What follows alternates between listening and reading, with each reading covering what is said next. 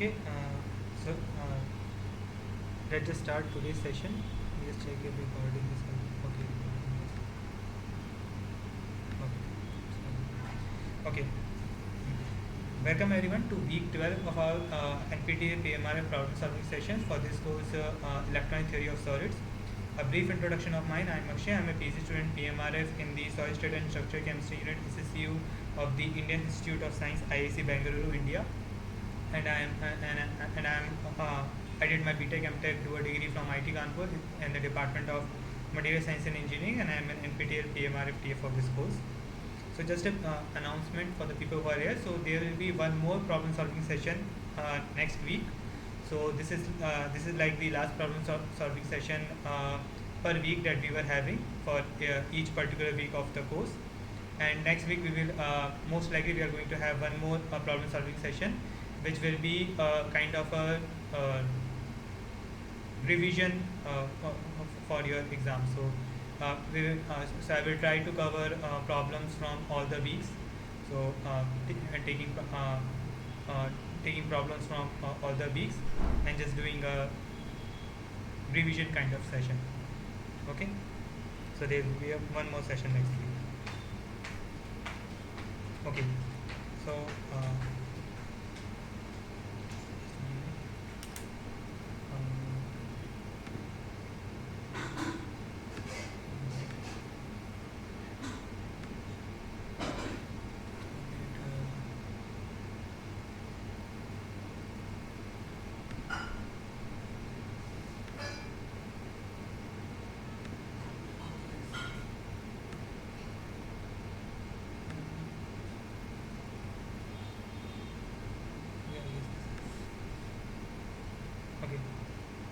So let us start with our problem number 1. So in problem number, what we have is, in the mixed state of an isotropic type 2 superconductor, the vortex lattice has the triangular symmetry. So as you know, there's type 2 superconductors where we have these vortices. Basically, when you apply the magnetic field after HC1, which is the first critical magnetic field, it has two critical magnetic fields, HC1 and HC2. So after HC1, magnetic field starts to go from some of these poles, if we so we call them vortex, and they actually form a lattice, which is a triangular lattice. So it is regarding that problem, regarding that concept. So determine the correct expression for the so we have this isotropic type 2 superconductor which has a vortex lattice and it has a triangular symmetry. So determine the correct expression for the average internal flux density V. Take A as the lattice constant, phi naught as your magnetic flux in a vortex. Okay. So for this problem, okay, we will start. So now in a triangular lattice, first what we have here, triangular lattice. So in a triangular lattice, a vertex of each equilateral triangle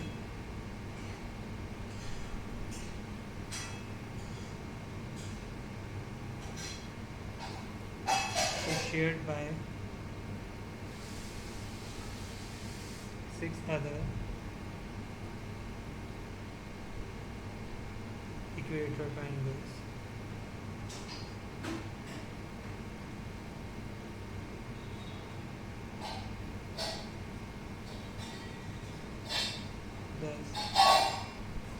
Each equilateral triangle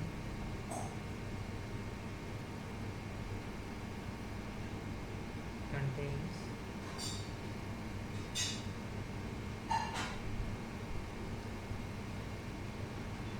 half a vortex on average. Okay, so basically this vortices. So if we see in the top, if we see from the top, basically we will see something like this. So it will be forming a triangular lattice. This okay. Now if we can see that now each of this so here we can see that so each of this vertex of equilateral triangle is shared by 6 other equilateral. So here you can see that. So it was destroyed.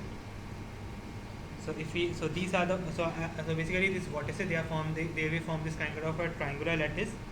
And here you can see that this lattice, let's say this is one of the vertices of the equilateral triangles uh, that will form the lattice. So each of these vertex, it is being shared by these six equilateral triangles. Okay, thus each equilateral triangle contains half. Thus, okay, so that's why, and each, so you can see that number of vortices, basically number of vertex per equilateral triangle. So as you can see, basically this is being shared by 6, so it will be 1 by 6, and total in for each equilateral triangle you have 3. Okay, for each equilateral triangle, it's a half vortex, right? So there are 3. This is the number of vortices. Okay, so each equilateral triangle, it has 3 vortex, and each of these vortex is being shared by 6 of this equilateral triangle. Okay, so this is, that's why it is what I have written. Thus each equilateral triangle contains half of vortex on average. Right. Now, making use of the facts that the magnetic flux.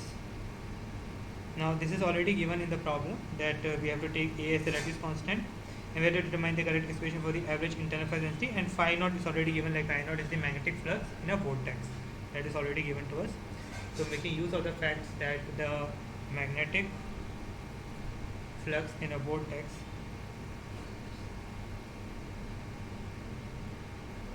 is equal to phi naught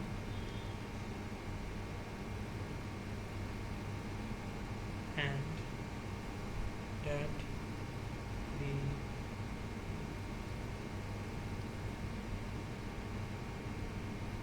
the area of each equilateral triangle is equals to root 3 a square by 4. Okay, so that is just basic trigonometry. We see that the average internal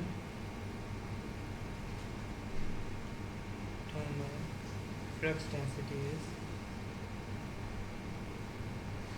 so basically you have to find the average internal flux density, so that will be just equals to whatever the flux is divided by the area. So we are taking the area per equilateral triangle, so that we have root 3 a square by 4, and as we said, basically each equilateral triangle on an average just has a half of a vortex. So the flux, the magnetic flux that will be going from each of the equilateral triangle, that is also going to be half of phi naught.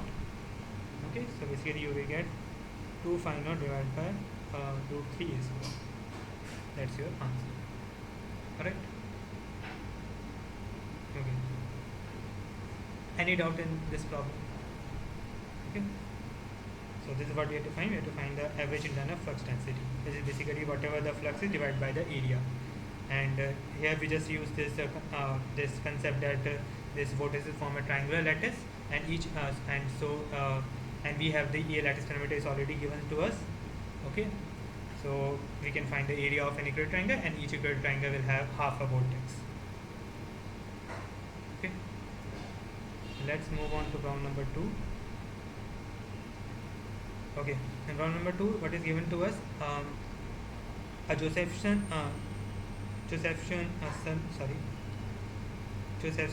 junction operating at an AC frequency of 482.9 megahertz has a voltage of n microvolt across its terminus. Now what is the value of n?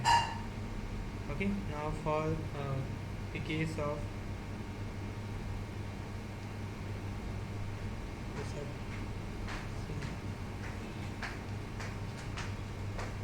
junction,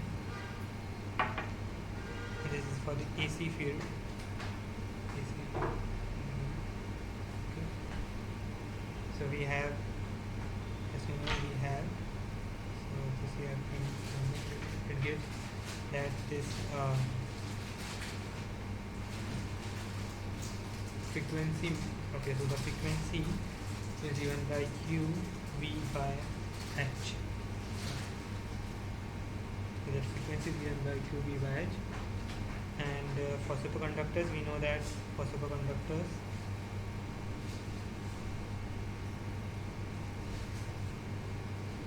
this Q is basically 2E, and it's basically the formula is, and we have the frequency.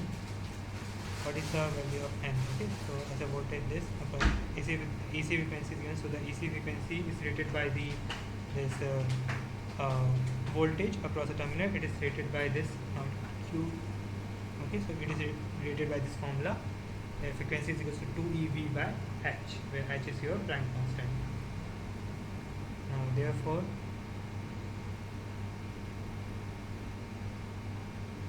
okay, so let me just write it here. Mu is the AC frequency, P is the voltage across the terminals,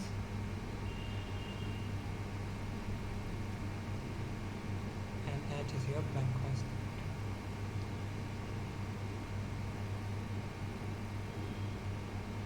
And E we know is the electronic charge. Right. Now, therefore, voltage across the terminals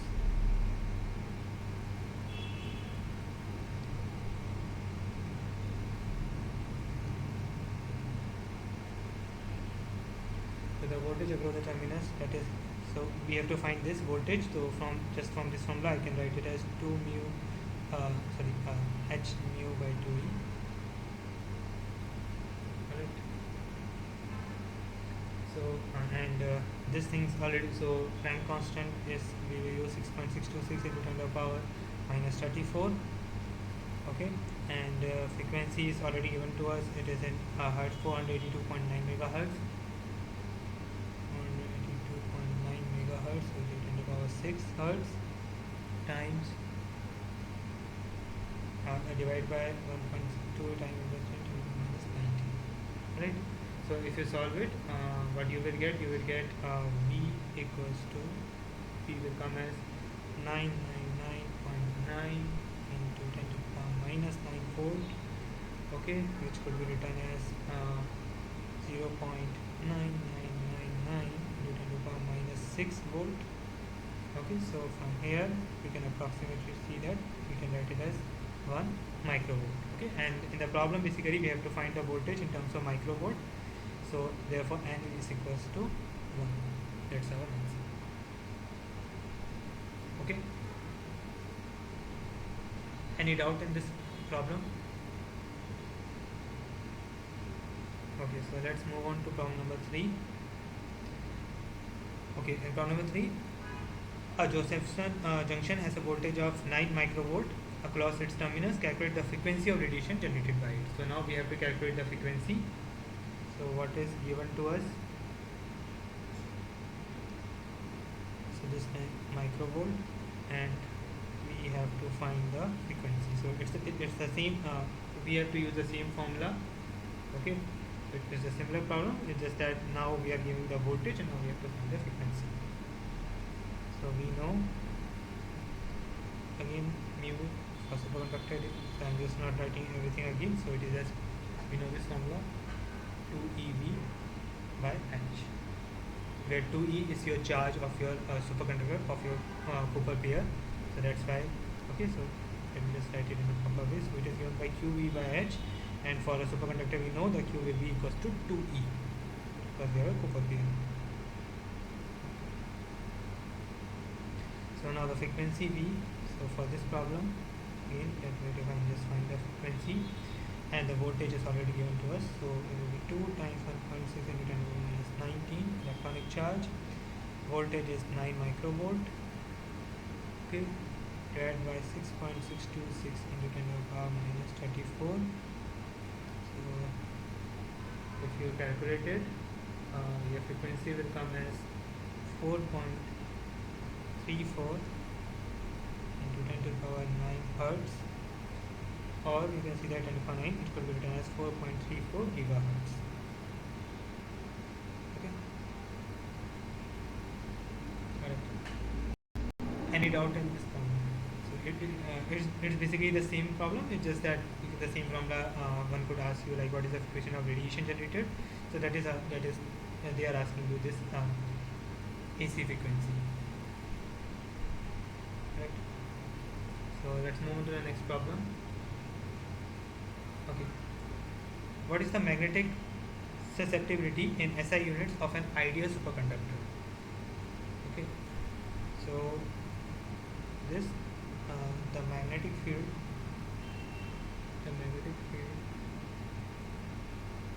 of a superconductor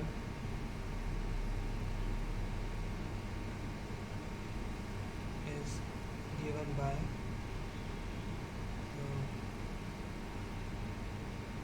B equals to mu and 1 plus chi.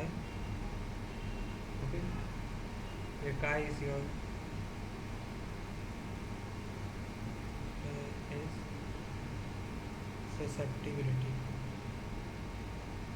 Okay, so this is how the basically this is the radiation for the magnetic field for superconductor. But now we know that since the magnetic field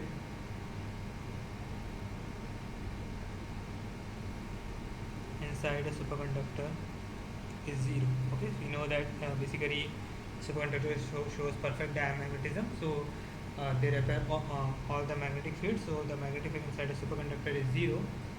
So if it is 0, so we have, that's why we have this chi, this has to come minus 1.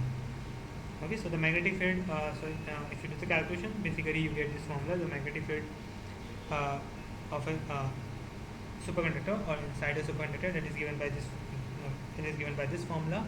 But we know that the magnetic field inside a superconductor is 0, so for it has to be 0, the magnetic susceptibility, then that has to be equals to minus 1. So basically what I did is P equals to 0, it means mu 1 plus chi equals to 0, so it means chi equals to minus 1. Correct? This is for an ideal superconductor. Any doubt in this one? Okay. So let's move on to problem number 5.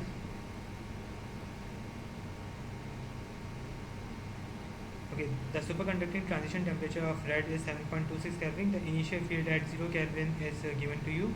You have to calculate the critical field at 5 Kelvin. So this is, okay. I guess we will have one more question like this. Okay. So this is, these are like very, these are again formula based problems, history and superconductors. So given you're given that Tc is given to you is 7.26 Kelvin basically. Okay, your superconducting transition temperature is already given to you. Then you can say H naught, or let's say H0, which is basically your critical field. Let me just write it Hc at 0. So your critical field at T equals to 0 Kelvin, that is given to you as 64 into 10 to the power 3 ampere per meter. Okay, at T equals to 0 Kelvin. What is being asked is Hc at T equals to 5 Kelvin. Alright. So for that we know basically we have to use this formula. We have done this problem, this kind of problems in last session as well. H naught times 1 minus T by Tc whole square. Okay, so this is the formula now. Let me make it Sc0. Okay, Sc at T equals to 0 Kelvin. Okay. So from here, if we use this formula, then Hc at let's say this temperature is T1, at T1 equals to 5 Kelvin. But I will have Hc at 0 is already given to us, which is 64 into 10 to the power 3 times 1 minus T1, this temperature T1, or let me just edit it. Hc at 0 times 1 minus T1 divided by Tc whole square. So now we put in the values. So Hc at 0 is 64 into 10 to the power 3 times 1 minus T1 is given 5 Kelvin, while Tc is given 7.26.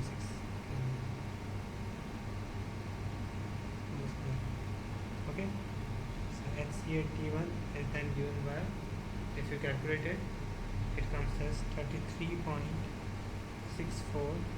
into 10 to the power 3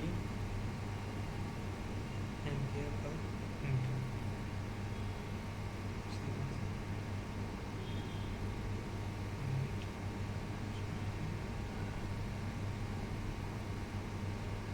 Okay. Any doubt in this problem? So this was this formula based problem that we have done earlier as well. So if you know the basically we have to find the critical field at any temperature, that is given by this formula, where Sc0 is your critical field, magnetic field at T equals to 0 Kelvin times 1 minus T by Tc whole square. And here we just all the other values were given to us, so we just put in the values in the formula and got our critical field at temperature T1, which is 5 Kelvin. Okay. So let's move on to next problem. Okay, problem number 6. So in problem number 6, what is given to? So this is a conceptual problem. So there are two major experimental manifestations of superconductivity, supercurrent and Meissner effect. Explain these manifestations. What specifically is observed? Okay. So this problem. Superconductivity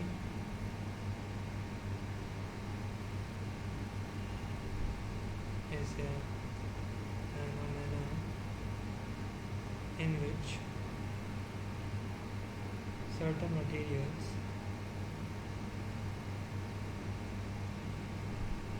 exhibit zero electrical resistance and the explosion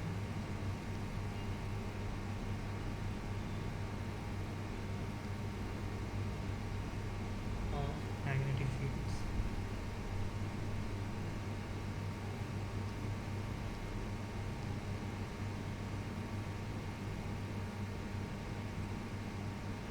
Two major experimental manifestations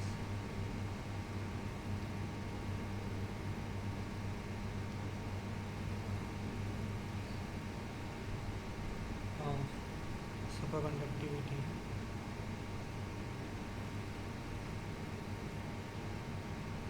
are, so the first one is supercurrent,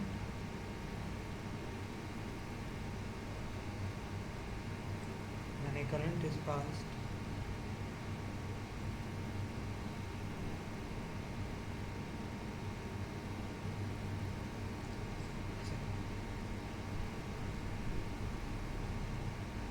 through a superconductor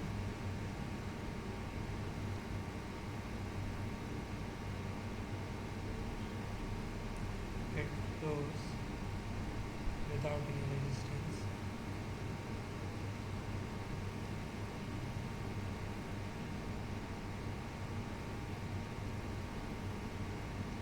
And pulses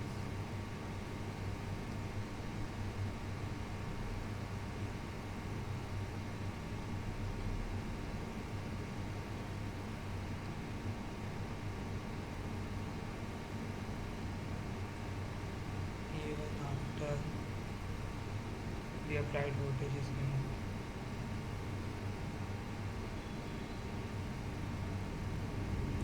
Okay, so that is known as supercurrent. So supercurrent, in superconductor, what happens if we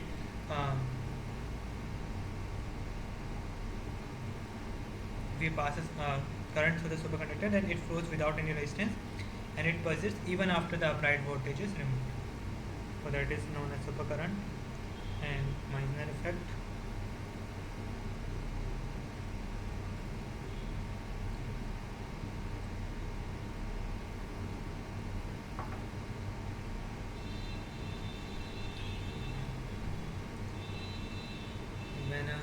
superconductor. So we are going. I have actually some more this kind of conceptual problems today. So basically, this might come handy because in superconductor is very uh, multiple choice problems could be made from the concepts. So today, so we are going to do a lot of this conceptual problem also, and the numerical problems are mostly formula based, as you have seen in the last session as well, and today also like we will have a few more problems. Now, when a superconductor is cooled below its critical temperature, it expels any external magnetic field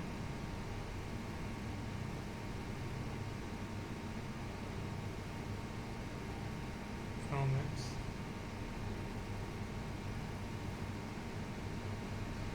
interior,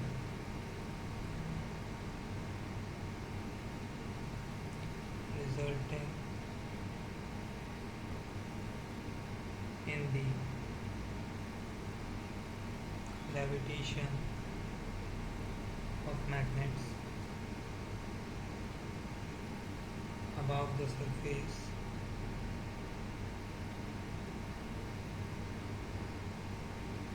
of the superconductor.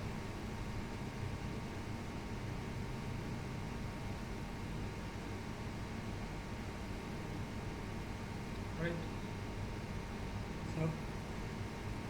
So that is the Meissner effect, which is the perfect diamagnetism basically. So as we cool the superconductor below its critical temperature, it expels the external magnetic field from its interior, and that results in the levitation of these magnets above the surface of the superconductor. Okay. Alright, so let's go to problem number 7 then. Okay, problem 7. We have to sketch the phase diagram of a type 1 and type 2 superconductor and explain the difference between the two of them. Okay, and include the following: the critical magnetic field as a function of temperature, the penetration of magnetic field into the superconductor, and the magnetization as a function of external field. Okay, so basically for this all this information, as we know, we can provide them in this diagram that you have seen in the class as well. So this is the magnetization with compared to the applied magnetic field. Okay, so this is the applied magnetic field.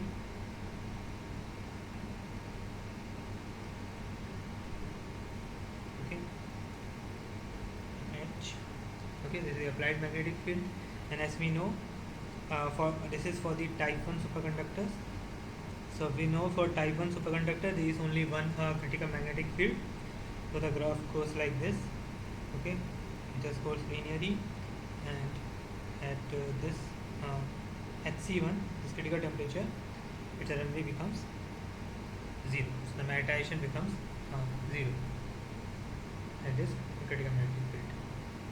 And then for the type 2 superconductors, and this basically is the this also results in the penetration depth of the magnetic field that I will discuss now. And again we have minus 4 pi m, and these applied magnetic field.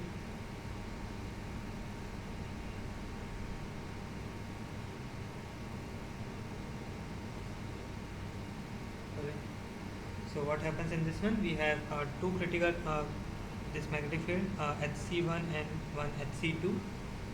So what happens after HC1? So up to HC1 it behaves like a type 1 superconductor. Okay, now after type 1, but then it's there will be another penetration. So basically, as we know, the vortex starts to form, as we have done in the first problem, and they form this triangular lattice. So through those vortices, the magnetic field starts to go inside the superconductor, and then it start reducing, and at HC2 it becomes 0. So within this region, okay, this is for the type 2 superconductor. So this is the phase diagram for this, and this region your system will be in a superconducting state. So your material will be in a superconducting state, okay, within this region, and within this region it will be in a vortex state, okay, and the rest of the region that will be our normal state.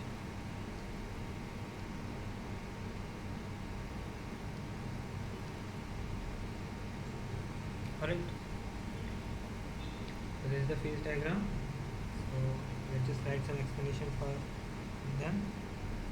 So first we have type 1 superconductors.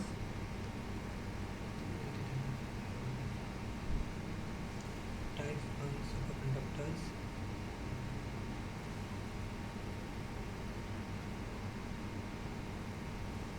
have a single critical magnetic field Hc, below which they exhibit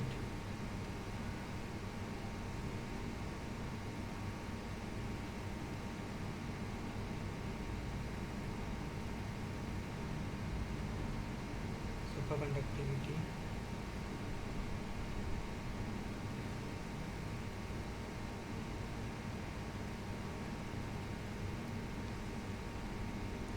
above this critical field. They become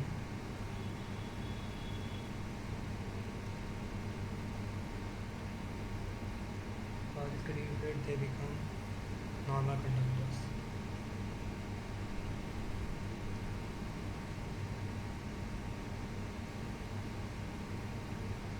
Then the penetration of magnetic field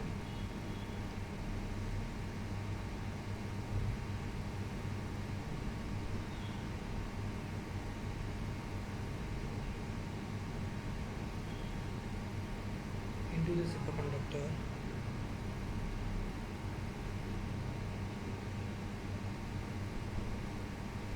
is limited to a depth called the London penetration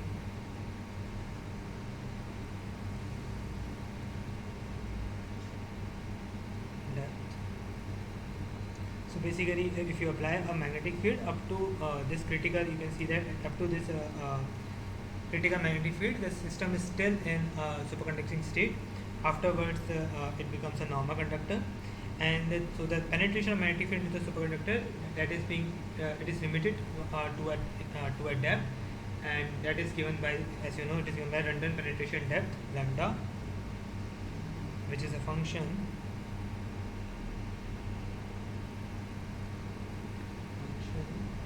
of temperature.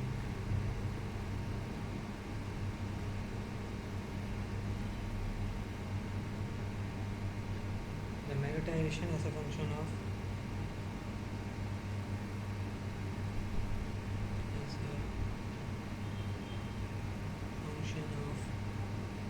external field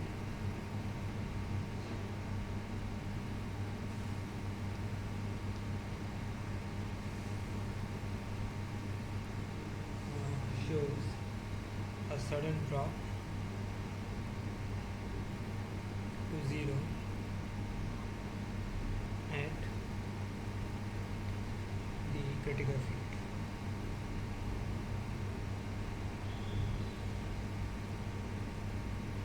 Alright, so as we have seen, so at the critical field there is a sudden drop in the magnetization as compared to the as we see the variation of magnetization with with the applied magnetic field. Okay, the function of, okay, it is sudden law at the critical point. So this was about type 1 superconductor. Then uh, type 2 superconductors. Type 2 superconductors.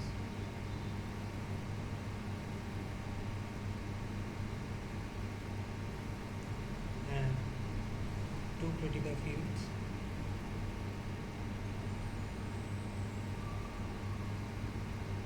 The lower critical fields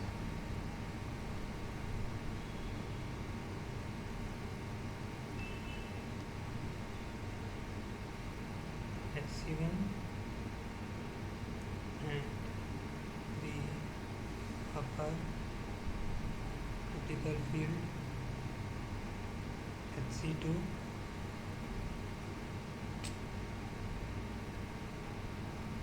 now below Hc1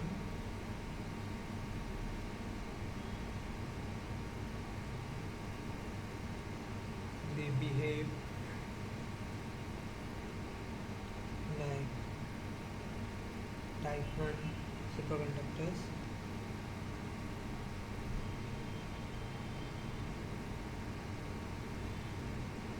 but between Hc1 and Hc2 they exhibit a mixed state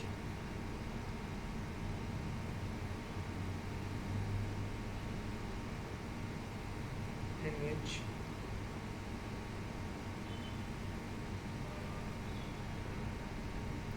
magnetic flux penetrates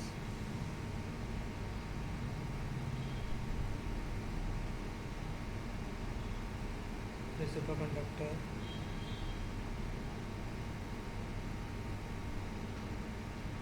in the form of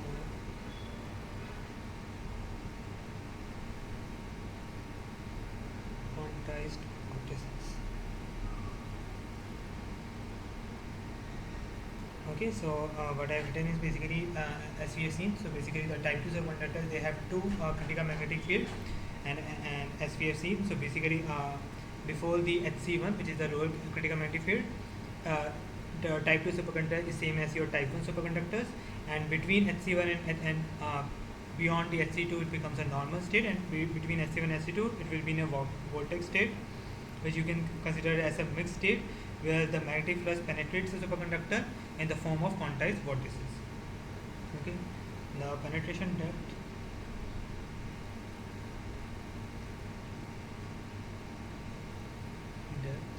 lambda is larger than that of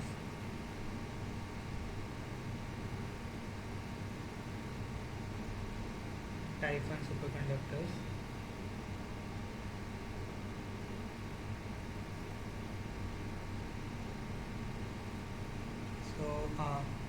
So like this kind of problem might ask, you might get asked in like in this course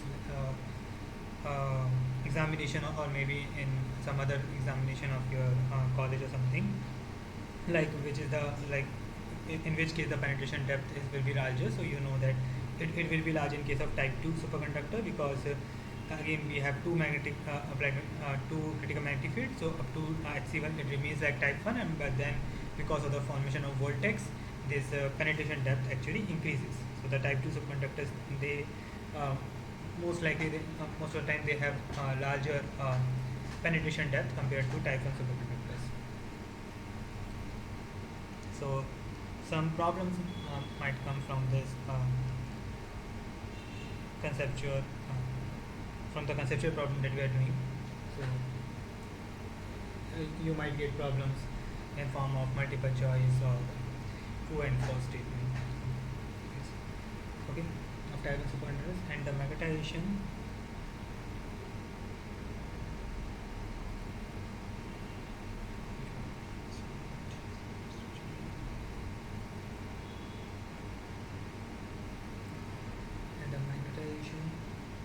as a function of external field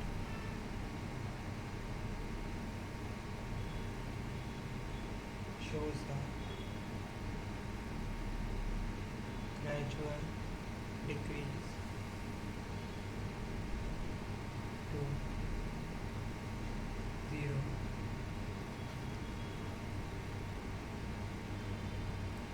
between HC1 and HC2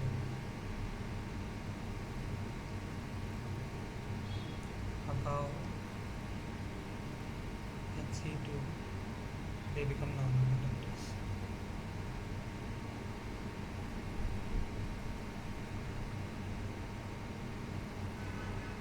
Alright, so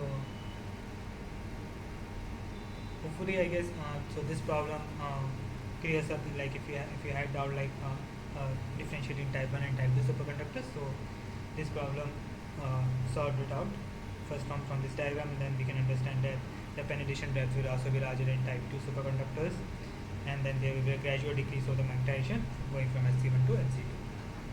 Alright, so let's go to problem number 8 then. Okay.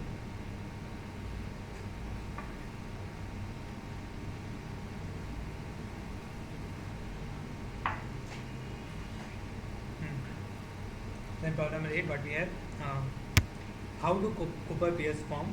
Describe the pairing mechanism and the role of the superconducting gap. Okay. So we know Cooper pairs are formed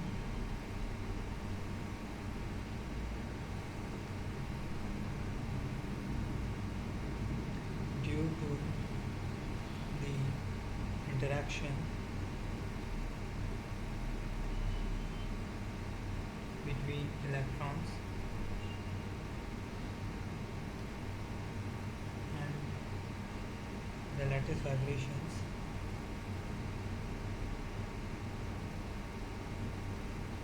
in the material. Okay, so as you have seen in the class, the mechanism for this Cooper pair formation, that is the same like you have one electron and that attracts the ions basically in your crystal, in your material, and because of that attraction it creates a kind of a pseudo positive charge area, because of which when the second electron is coming it gets attracted to that distorted region, and that's why this by the kind of the exchange of phonon, these Cooper pairs, these electrons and electrons, they form an attractive attraction to each other and form this Cooper pairs. So that is a basic concept. So this interaction causes the electrons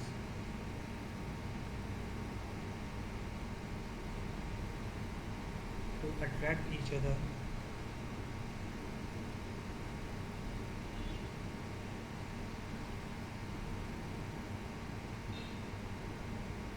and form pairs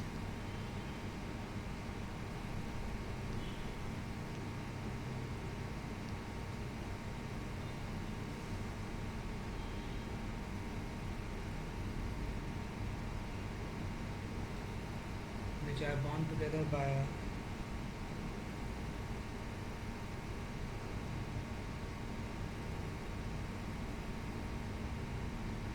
shared lattice distortion. Okay, so shared lattice distortion, or you can say exchange of phonon. The pairing mechanism is known as, that's why the pairing mechanism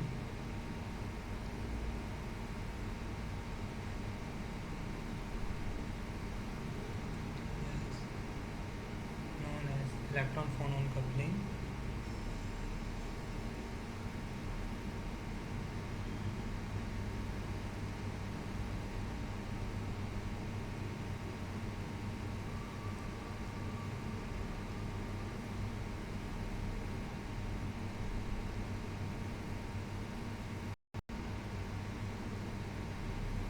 Where the electrons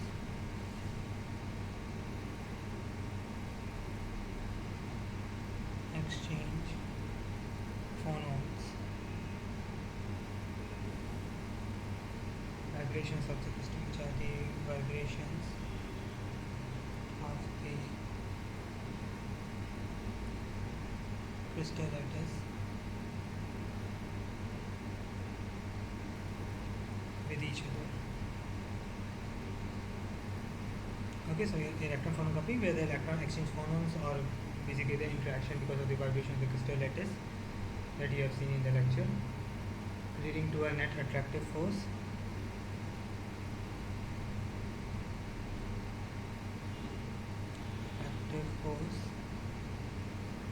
between them.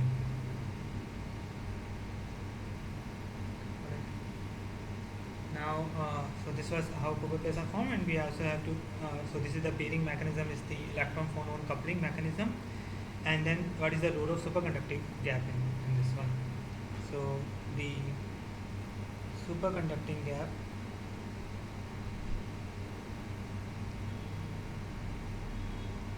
is the energy required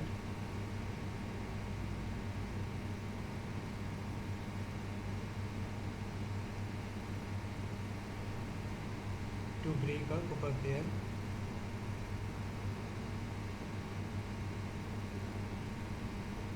and it arises due to the pairing of electrons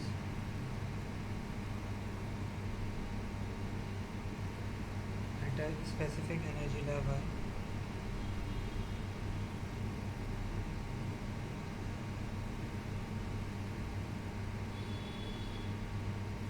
in the material.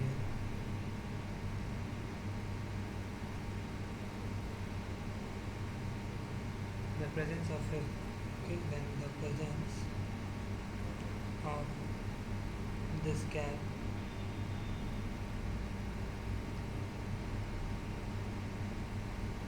is essential for superconductivity to occur.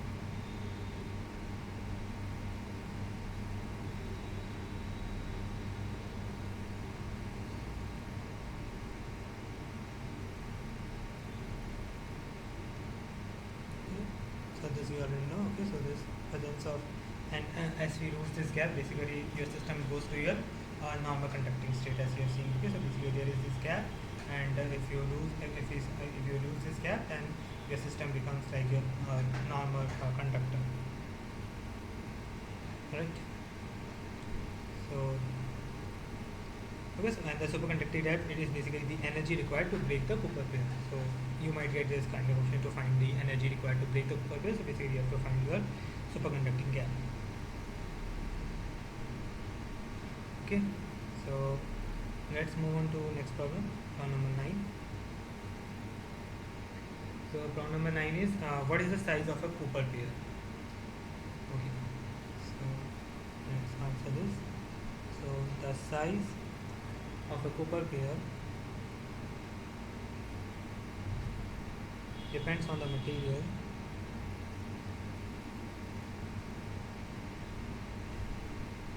and the strength of the electron phonon coupling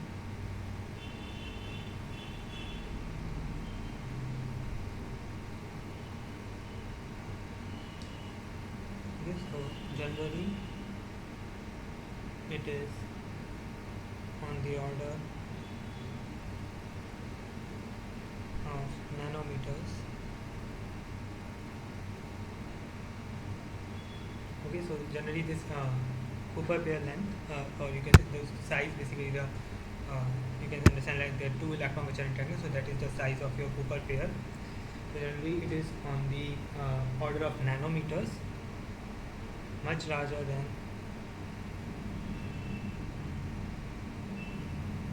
the atomic scale. So the atomic scale is around 10 to the power minus 10 meter, while the nanometers, when talking about nanometers, we are going 10 to the power minus 9 meters.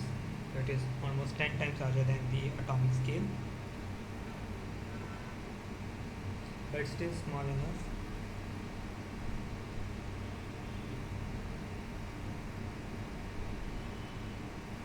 to allow for a large number of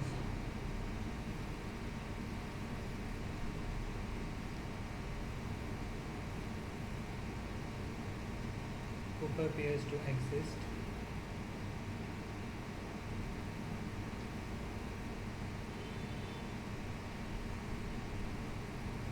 in a given volume of material.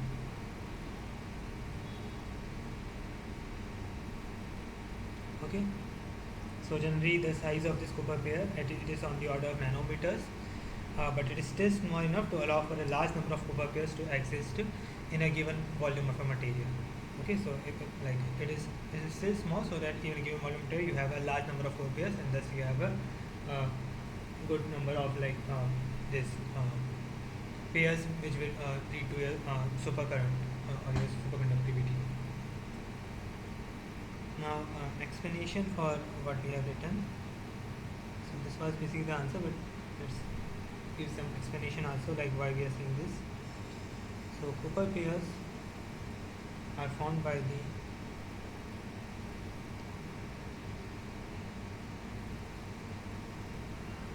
interaction between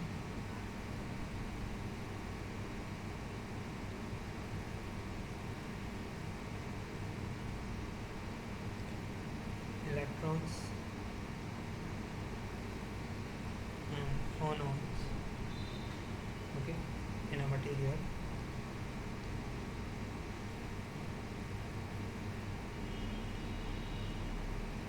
We describe this interaction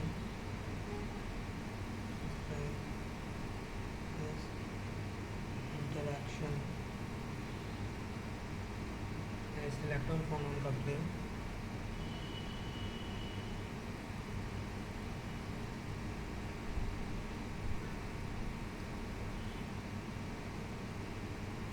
Which is correct for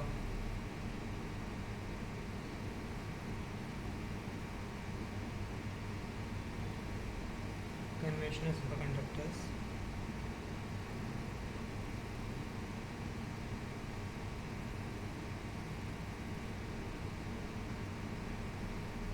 However,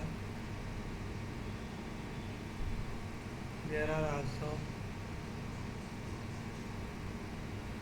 unconventional superconductors that have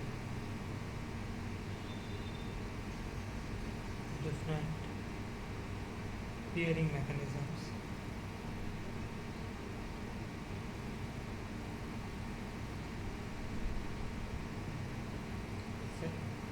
Such as spin fluctuations,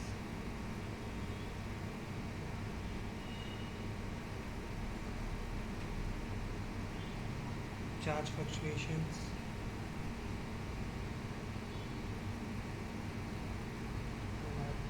and orbital fluctuations.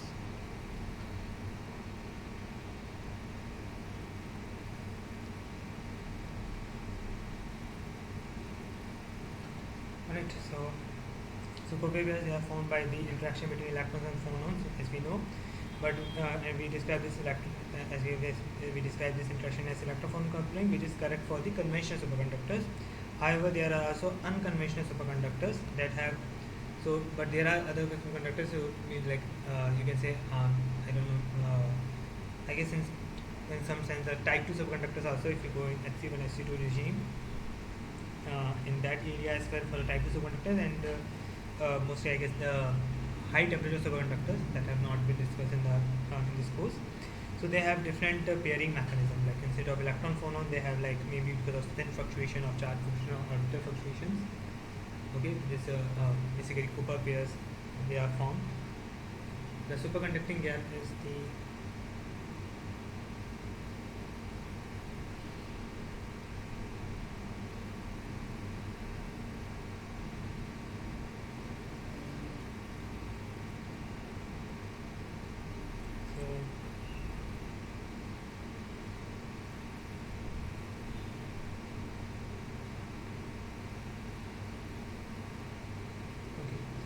just I think it is an explanation plus an aside, I guess. So I have included some extra information as well.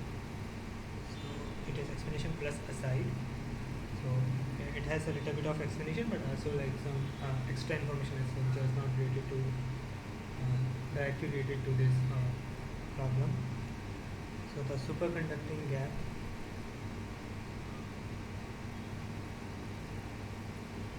is the energy difference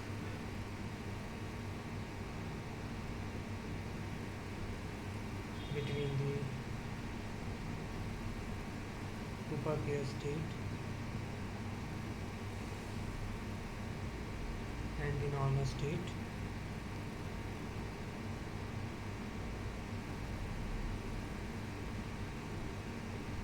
Okay. We use the BCS theory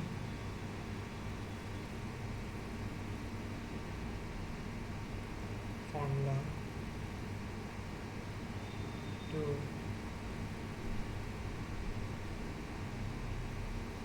relate the gap of relate the gap to the critical temperature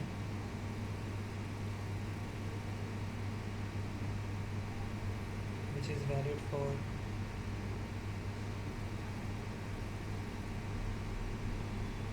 weak coupling superconductors.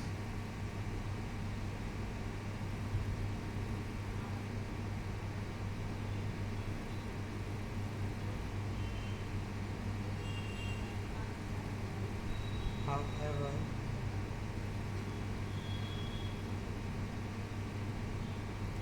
there are also strong coupling superconductors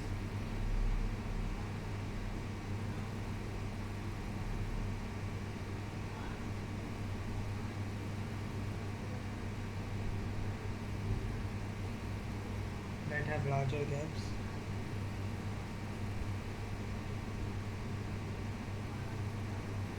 than the predicted by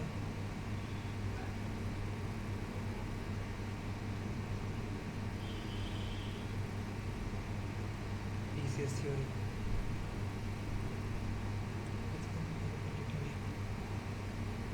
Okay, so this I so the superconductivity gap that we know, this is the energy difference between the Cooper pair state and the normal state that we normal conducting state that we have.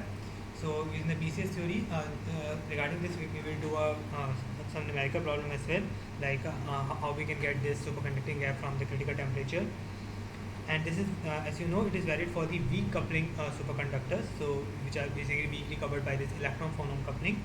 But there are also strong coupling superconductors which have larger gaps than predicted by the BCS theory.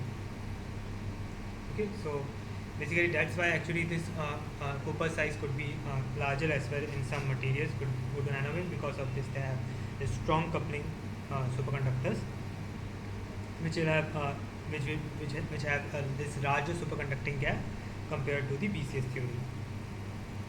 Okay, so that's why the size of the Cooper pair will also increase if you have a strong coupling. Now for these kind of superconductors, okay, for this some other superconductors. Now the size of a Cooper pair is given by the covalence length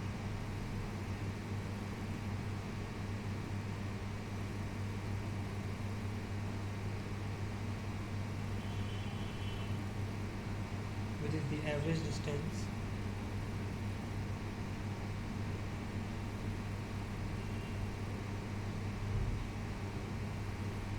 over which two electrons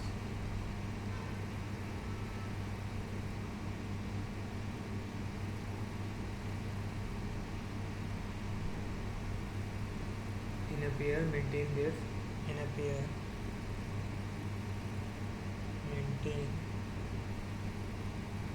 their phase coherence. Okay. Thanks. Okay, so in our answer, Okay, so this size of the copper pair, it also depends. It mainly depends on this covalence length, mainly, which is the average distance over which the two electrons they will maintain their phase covalence. Okay, so to remain in a pair, they have to maintain this phase covalence. Now, in our answer, we have given a reasonable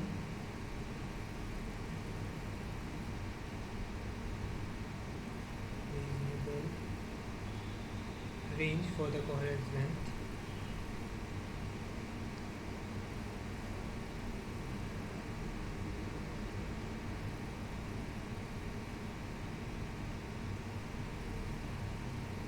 Of conventional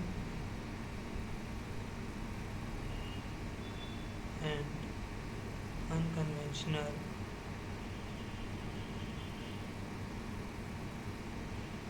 superconductors.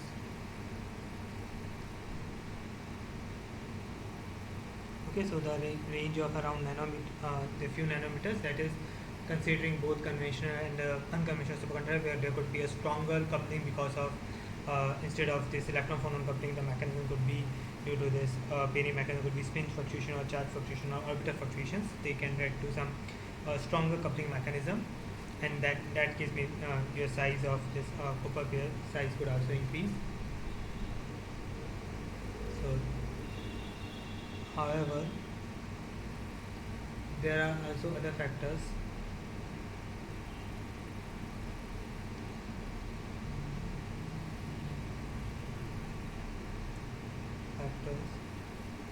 that can affect the coherence length.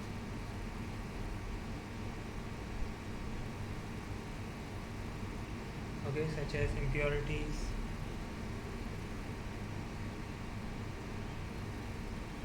defects,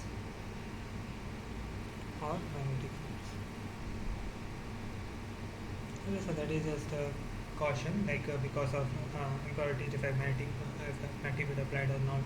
So that might affect this coherence length. Okay, because they might have some effect on this coupling between the electrons within the copper pair. Okay, so this was problem number 9. So let's go to problem number 10. Okay, so problem number 10 is, what would be the required superconducting gap for a room temperature superconductor? So if you want a room temperature superconductor, then what would be your required superconducting gap? Now let's go to this. The required superconducting gap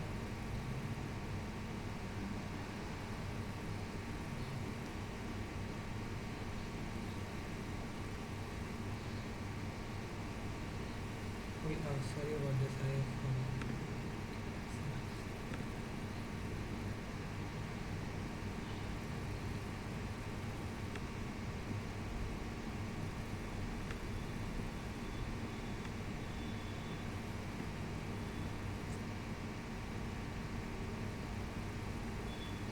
gap for room temperature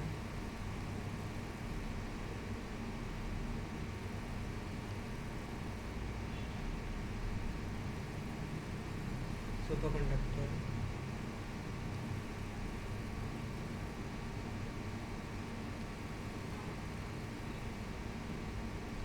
would need to be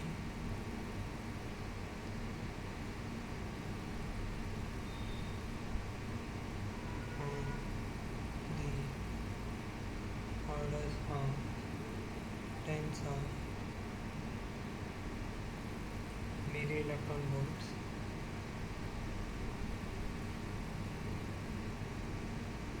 MeV, which is much larger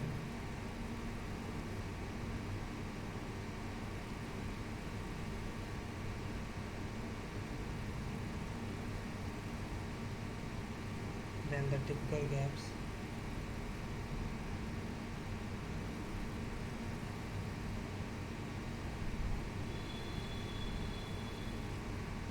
observed in current superconducting superconductors.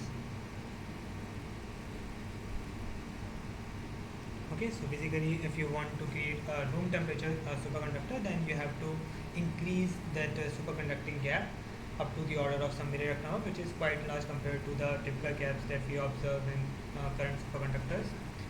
This is because why this is?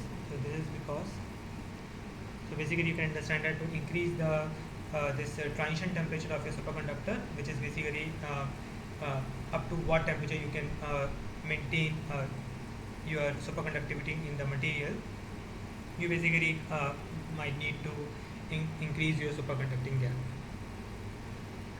So this is because room temperature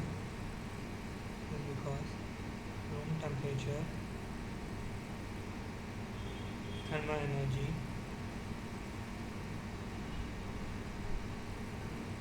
is much higher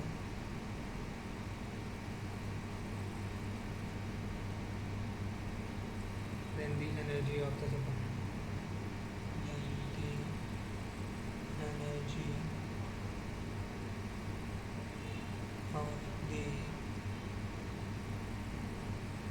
superconducting gap,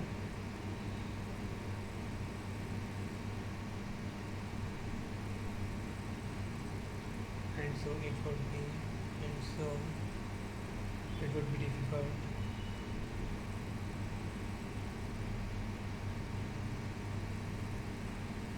to maintain the covalence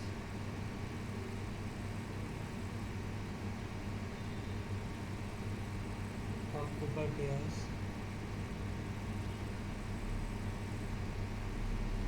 at such high temperatures.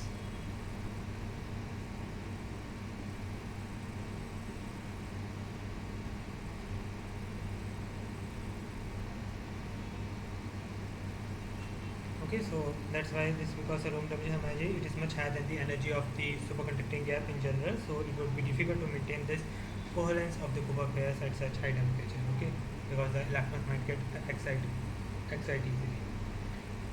Some other energy levels. Additionally, room temperature superconductor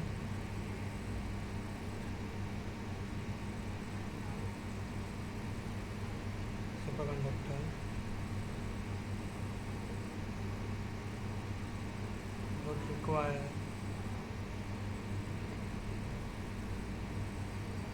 a material with strong electron phonon coupling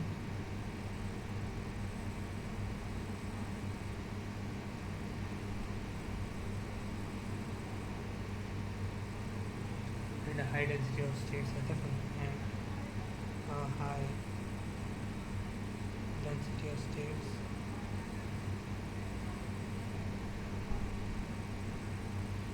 at the Fermi level.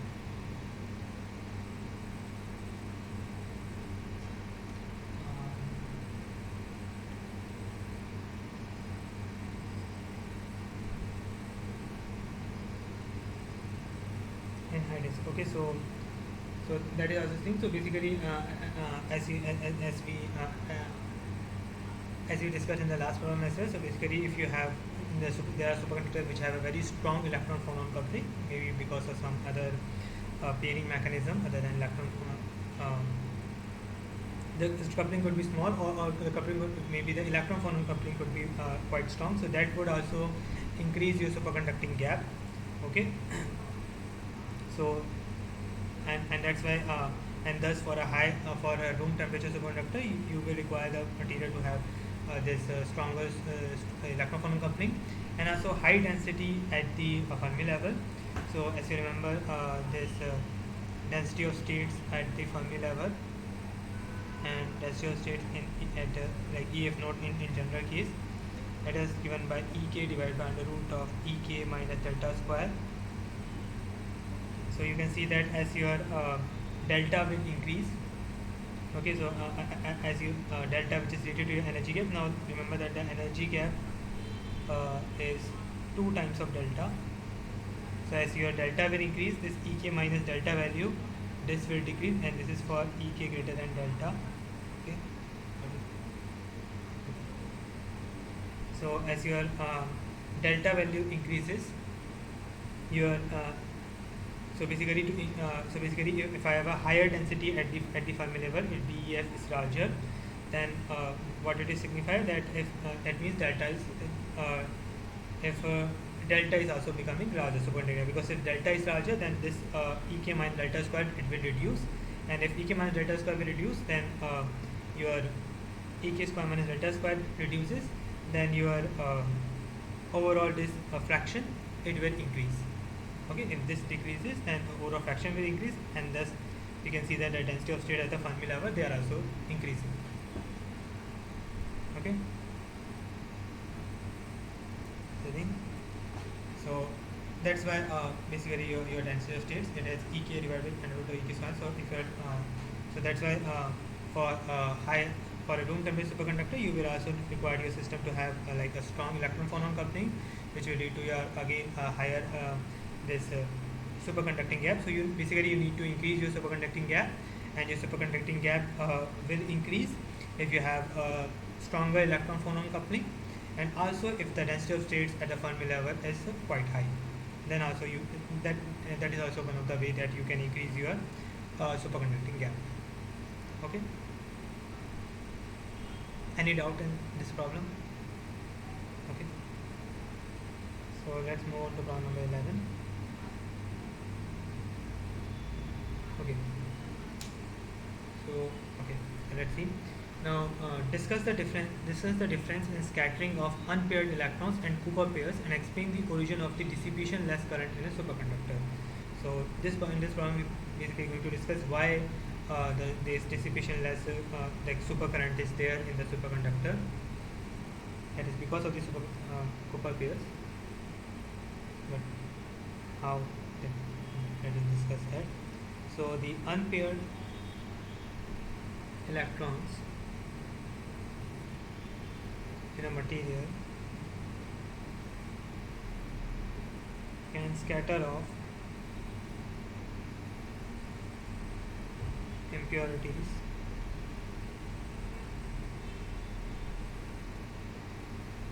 or defects in the lattice.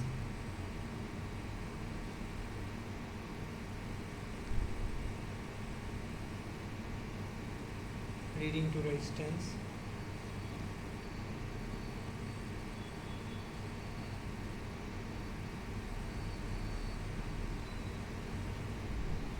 and energy dissipation.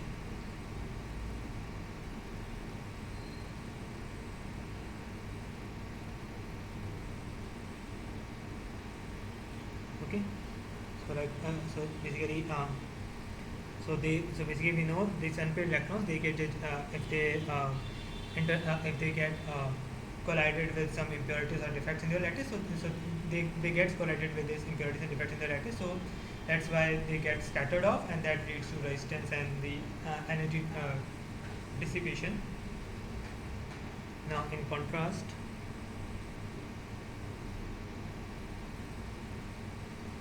Cooper pairs are not affected by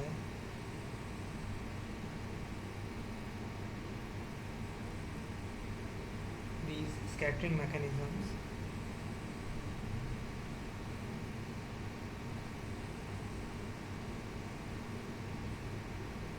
because they are bound together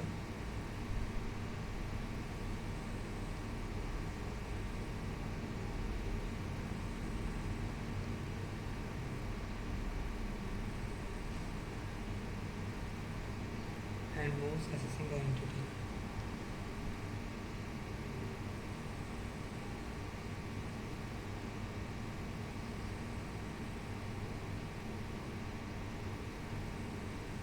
Okay, so this results in a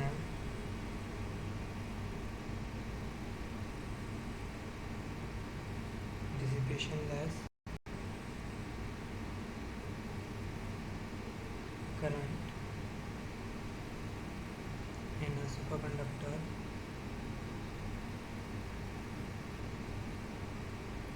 where electrons flow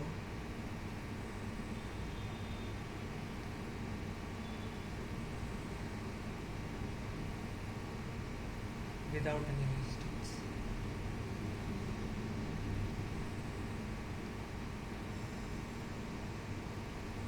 Okay, so basically, in case of this unpaired electrons, they got scattered by these impurities or defects in the lattice, and thus there is resistance and energy dissipation. But in case of Cooper pairs, since they are not affected by this scattering mechanism because they are bound together and they move as a single entity, and because of this, there is dissipation less current in a superconductor. So basically, the electrons will flow without resistance. Okay. The origin of this dissipation less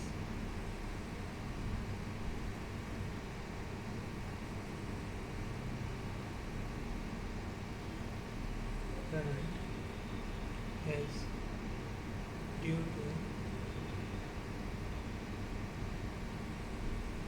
the covalence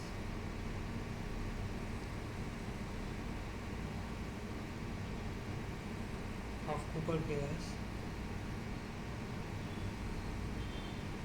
and their ability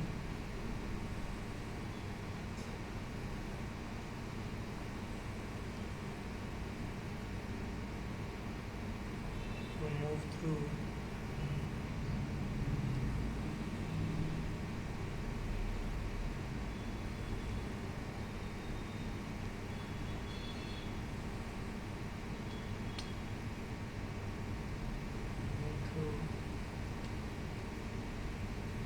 the lattice without being scattered by impurities or defects.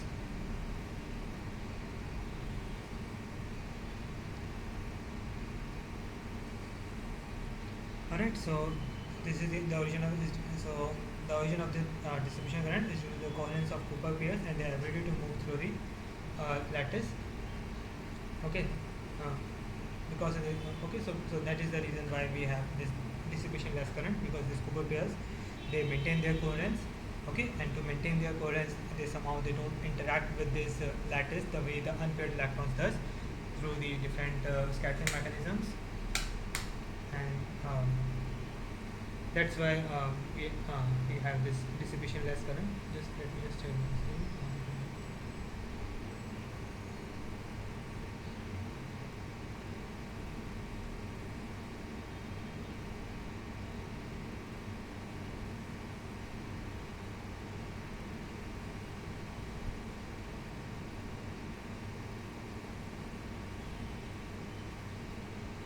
So okay, so let me just write it. So I've written, I guess, in this in some other way as well.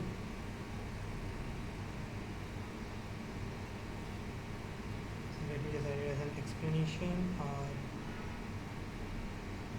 as a side also you can say. Not an aside, I guess. It's just an explanation.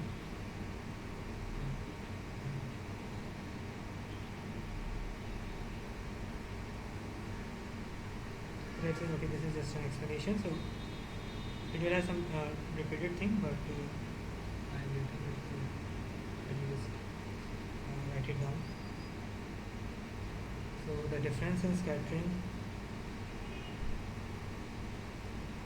of unpaired electrons and Cooper pairs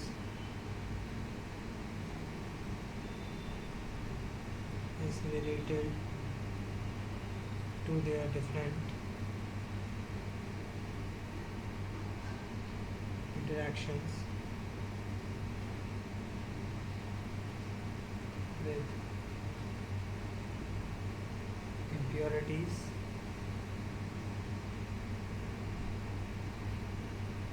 defects, and other reactions in a material.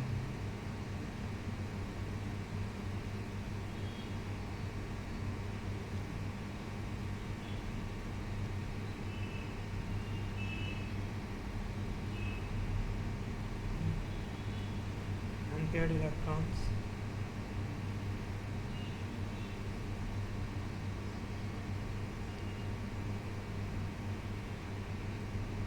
are easily scattered. Okay, so basically the difference in scattering, as we have seen, for unpaired and copper pair, that is related to their different interactions with these impurities, defects, and other interactions in the material. So the unpaired electrons are easily scattered by these sources of disorder.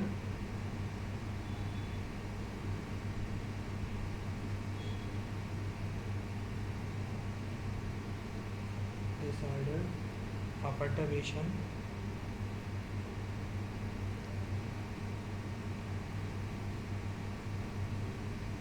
resulting in resistance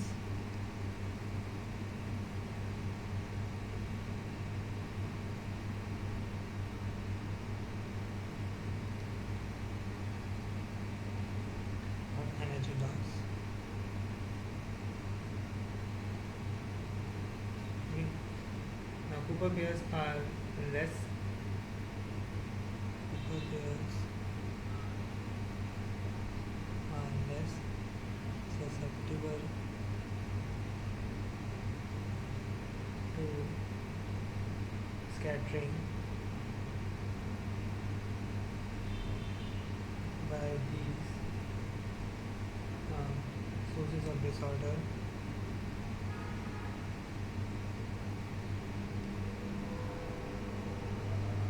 or perturbations as long as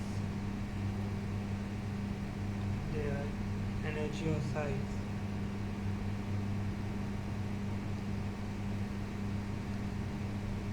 so this is the extra part, the energy or size is smaller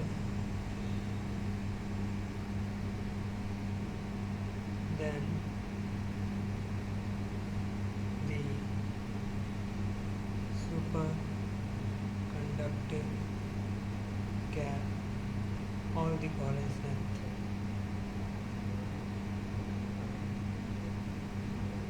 Respectively. Okay, so this is an important point to note. So it's not like the copper pairs they not interact at all. So as you have seen in the copper size problem, so basically the copper size it might also depends on your impurities and the impurities may affect your copper size. So basically this coherence length, which is basically your coherence length. So this copper pairs basically they are less susceptible to this scattering, as we have said. So that's why they have superconductor have this dissipation less current. But it is as long as this whatever the sources of disorder or perturbations are, whatever perturbations are there because of this disorders in the crystal lattice, as long as they are their energies, first of all, whatever the energy that this disorder can provide to these electrons within this copper pair, and the size of this disorder, they are both less smaller than first of all your superconducting gap. So if the excitation because of this perturbation, they have the perturbation energy which is higher than this excitation, higher than this superconducting gap, then they might break this. So because as you know, superconducting gap is basically the energy that is required to break the copper pair.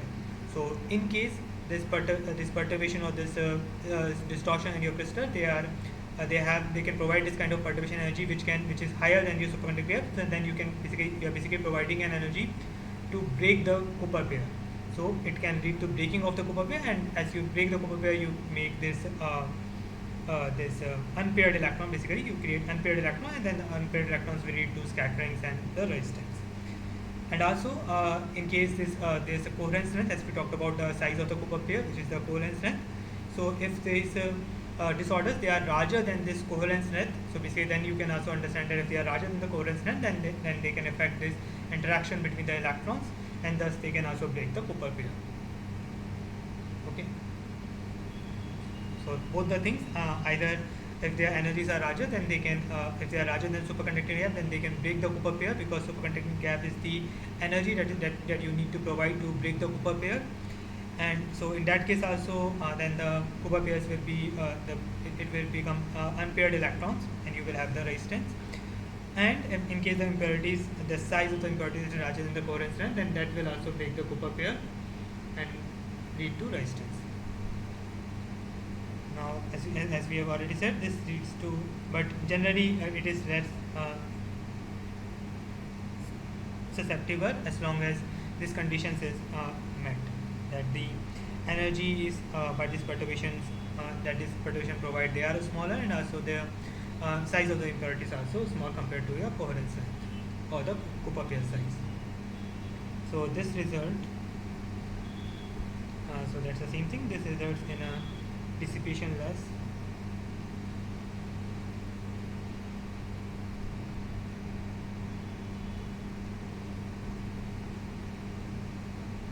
current in a superconductor.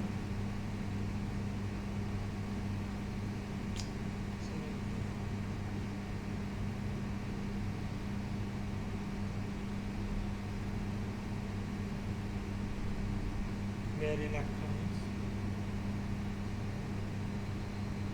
flow without resistance.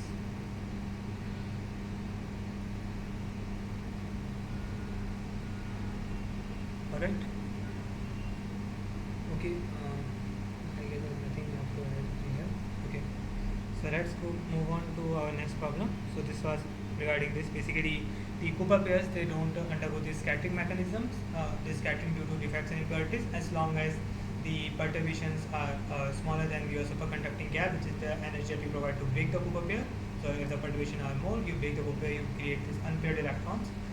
Okay, and then you will have the scattering and thus the resistance. And also the size also of this impurity should be smaller. And as long as those conditions are met, since the this Cooper pairs they maintain their coherence. So because of this, they don't undergo this scattering mechanisms that are like the unpaired electrons, and thus within the superconductors you have this dissipation-less current. Alright, let's move to problem number 12. So calculate the energy gap of lead given that lead is a type 1 superconductor with Tc equals to 7.2 Kelvin. Okay, so for this, now we know that, so basically we know the energy gap. Okay, this is important to remember that energy gap is basically given by 2 delta. It is not delta, it is 2 delta. So, and as you have seen in your lecture as well, this formula 2 delta is that is equals to 3.52 times kbtc. Okay, so this is also an important formula that you should remember. So some simple numerical problems like this could come in your examination, so it's better to remember it. So this energy gap 2 delta, which is equals to 2 delta, that is 3.52 times kbtc, where your Tc is your critical temperature,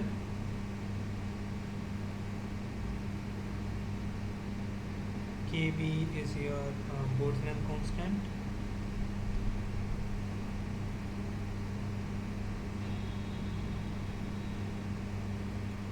okay, which is given by 1.38 into 10 to the power minus 23 joule per Kelvin. Okay, now here we are given in red, red Pv, so this is given, that is given to you. We have lead, it's a type 1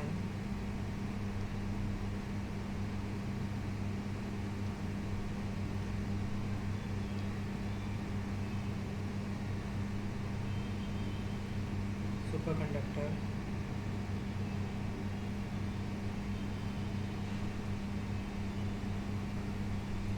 with critical temperature of just 1 minute.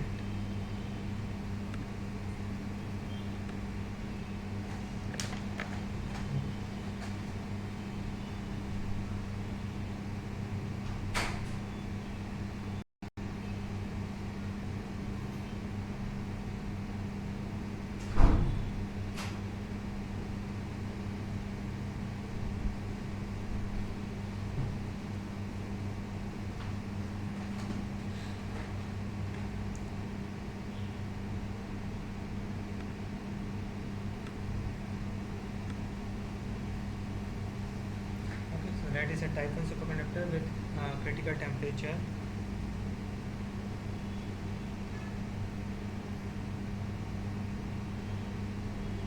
of 7.2 Kelvin. Okay, so basically in your problem Tc is equals to 7.2 Kelvin.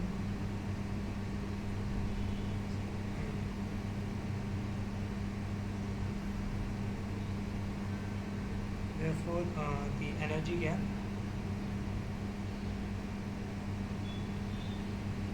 which is given in joule. Basically, in joule we can write the energy gap as from using this formula, which is 3.52 times kBTC. So remember that energy gap is 2 delta. That's why I'm using this 3.52. 52 kb is 3.3 10 to the power minus 23 times Tc, which is 7.2. And if you need the energy gap,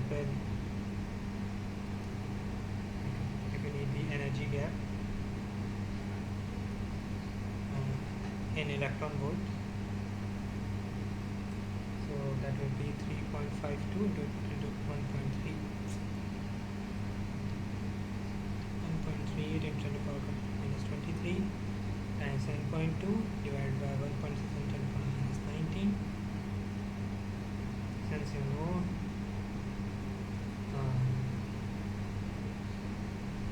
1 eV is basically 1.6 into 10 to the power minus 19 joule.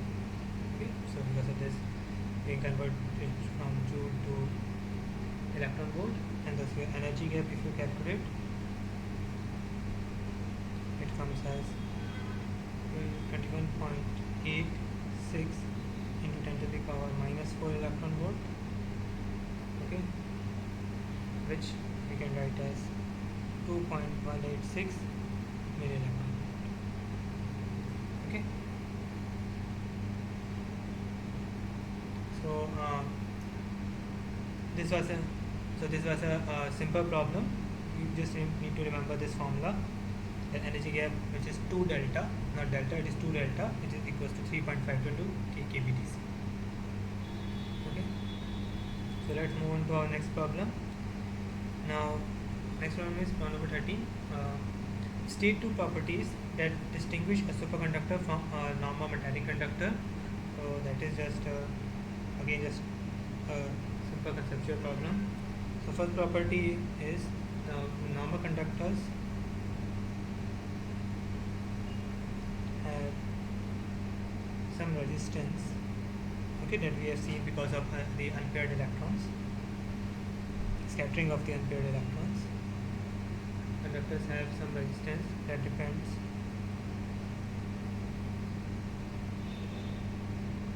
on its length, width, and material.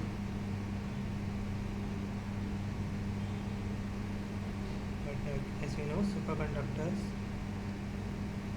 and let me just add that we just studied, it is because of scattering of unpaired electrons.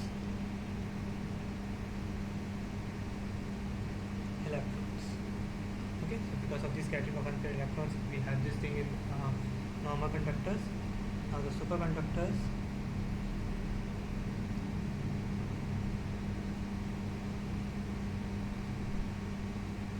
have no electrical resistance,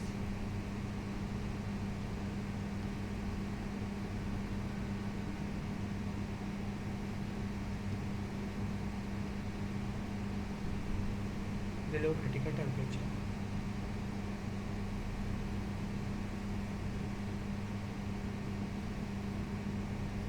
Okay, because of this copper pairs do not undergo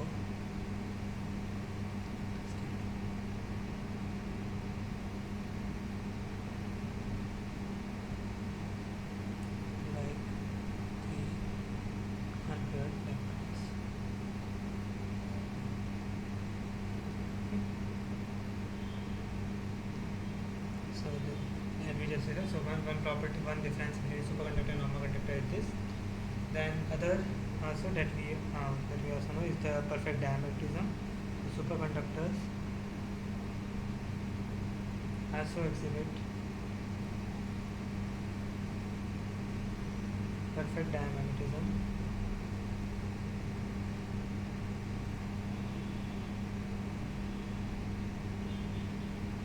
Which means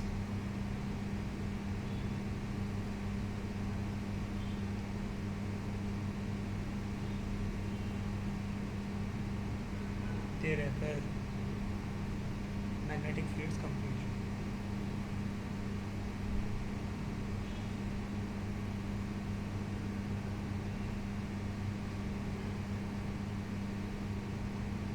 So now when a superconductor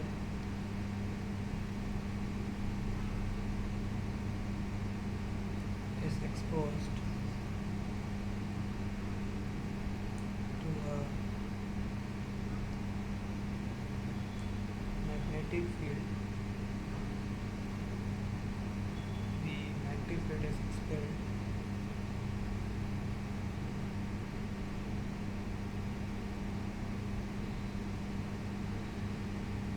from the interior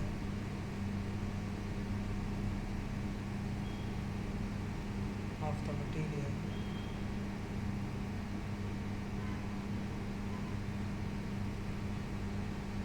A phenomena known as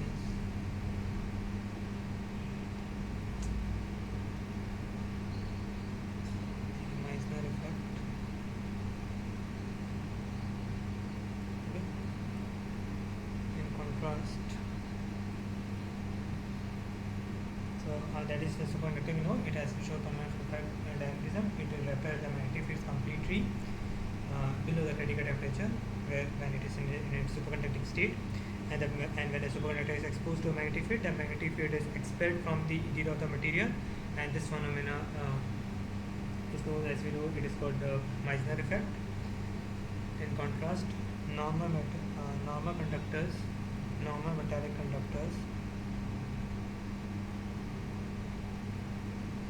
do not exhibit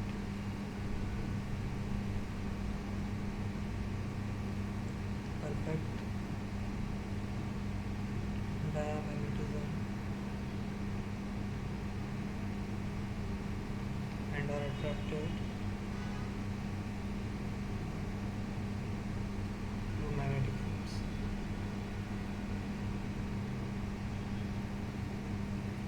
Okay, so they are attracted to magnetic field, and they will show this perfect diamagnetism, as you know. So this is the main two difference. Okay, other could also be like I guess some effect and this to sense and effect as well you can get, but mainly these two are, as you know, the most popular. One is the supercurrent, you can say. So the first one was the supercurrent. Basically we talk about supercurrent, and the second thing that is different from superconductor is the perfect diamagnetism. Right? So just an aside on this property of superconductor, obviously, like on this perfect diamagnetism. Okay, so the property of perfect the property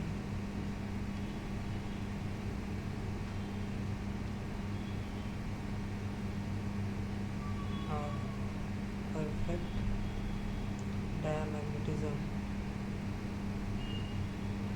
allows superconductors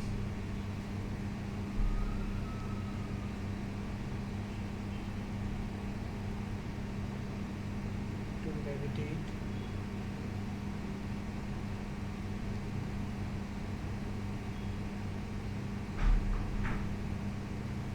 in magnetic fields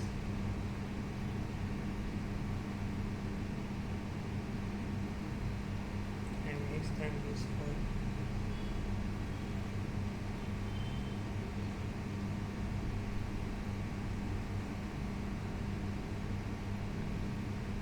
in applications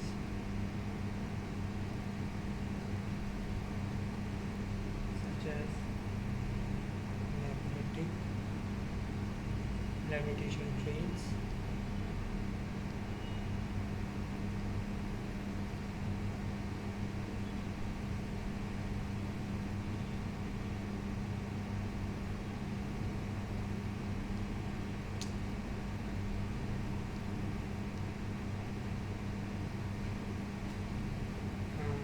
And magnetic resonance.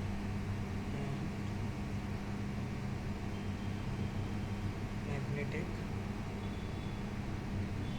resonance imaging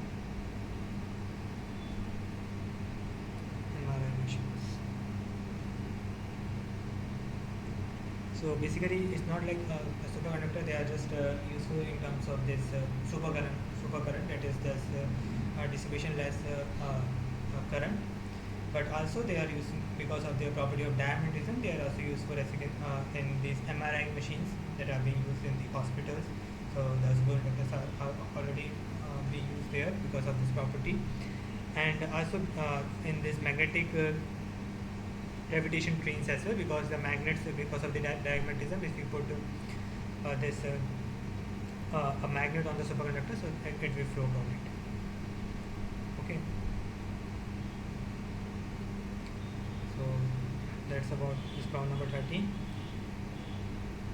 So let's do again some problem again. So this two numerical problem, this kind of, I guess we have already done, but it just for the practice.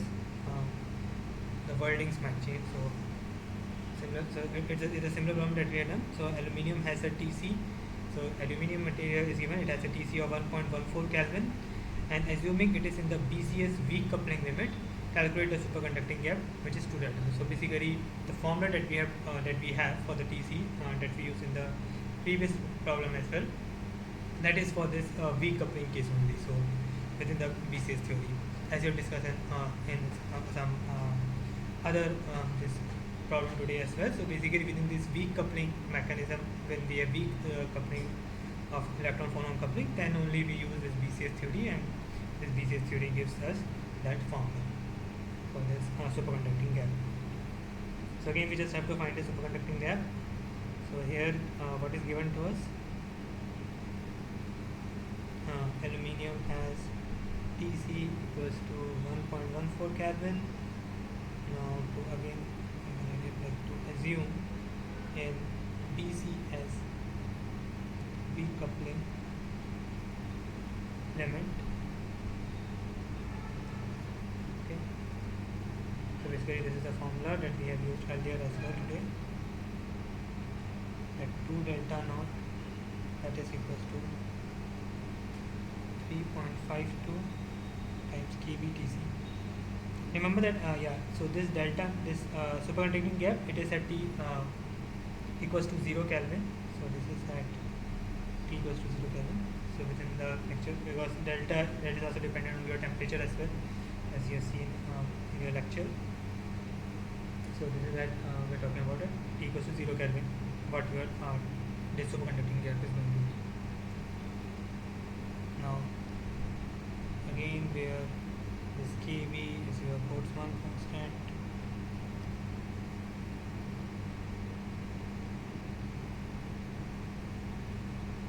It is given by 1.38 into 10 to the power minus 23 joule per Kelvin.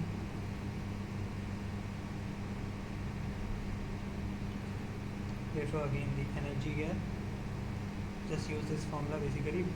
Remember, the energy gap gives you 2 delta naught. So that is 3.52 into kBTC, 1.38 into 10 to the power minus 23 times TC value, which is here 1.14, and this will give you energy gap in joule. Okay, remember this will come in joule. So in joule, if you calculate, it will come at 5.54 into 10 to the power minus 23 joule. Okay, and if you have to convert this to electron volt, then just divide it by 5.54 into 10 to the power minus 23 divided by 1.6 into 10 to the power minus 19. This will be electron volt. So this will become 3.46 into 10 to the power minus 4 electron volt, or 0.346 milli electron volt. Alright. So this is again the same formula based problem It's just the wording might change. So this one, like B says vehicle. Okay, so this formula you should remember. Find the superconducting gap, and remember that superconducting gap, it is 2 delta naught, not delta. Okay, let's go to the next problem. So here, this is also again this problem, the similar problem we have done in the previous session as well. But just for the practice, let's do this again. The critical magnetic fields of a superconductor at temperatures 4 Kelvin and 8 Kelvin are this 11 milliampere per meter and 5.5 milliampere per meter, and determine the transition temperature of the superconductor. So in this, for this problem, first we know that, as we have done several times, Hc of this critical field, its variation with temperature is given by Hc0, which is at T equals to 0, 1 minus T divided by Tc whole square. So here if you put T equals to 0 Kelvin, you get Hct is equals to Hc0, where Tc is the, and so here Tc is the transition temperature, and that is what we have to find. Is the transition temperature. Okay, and that is what we have to determine. We have to determine the transition temperature, and what is given to us. So what is given to us? What is given is that we are given this critical field at some temperature T1, which is milliampere per meter, at T1 equals to 4 Kelvin. It is given to us, and Hc at T2. Okay, at some T2 temperature is here, which is 5.5 milliampere per meter at T2 equals to 8 Kelvin. Okay, so basically using this equation and this values and temperatures are already given, so we can write this HCT1 as Hc of 0 times 1 minus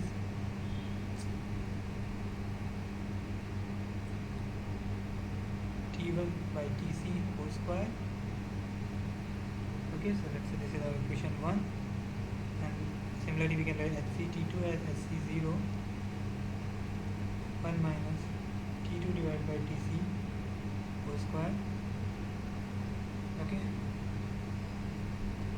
so from here, just divide equation 1 by 2, we get Hc of T1 divided by Hc of T2. So Hc naught will get cancelled out, and what we will left with 1 by T1 divided by Tc whole square. And we just write everything. Hc equals to 0, 1 minus T1 divided by Tc whole square divided by Hc at 0, 1 minus T2 divided by Tc whole square. 0 cancel out. Okay, then I can bring it here. So Hct1 times 1 minus T2 by Tc, or 1 minute, let me just do it here. So I can take the Tc, I can write it as Hct1 divided by Hct2, Tc square minus T1 square divided by the Tc square, so divided by Tc square minus T2 square divided by Tc square. Cancel them out. So what we will have is Hct1 divided by Hct2, that is equals to Tc square minus T1 square divided by Tc square minus T2 square.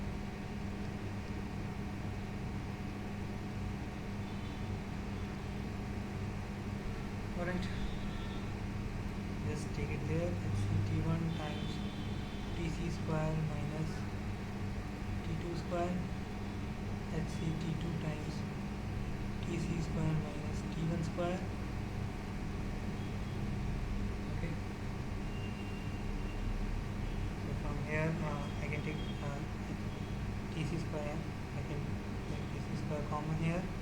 Hct1 minus Hct2,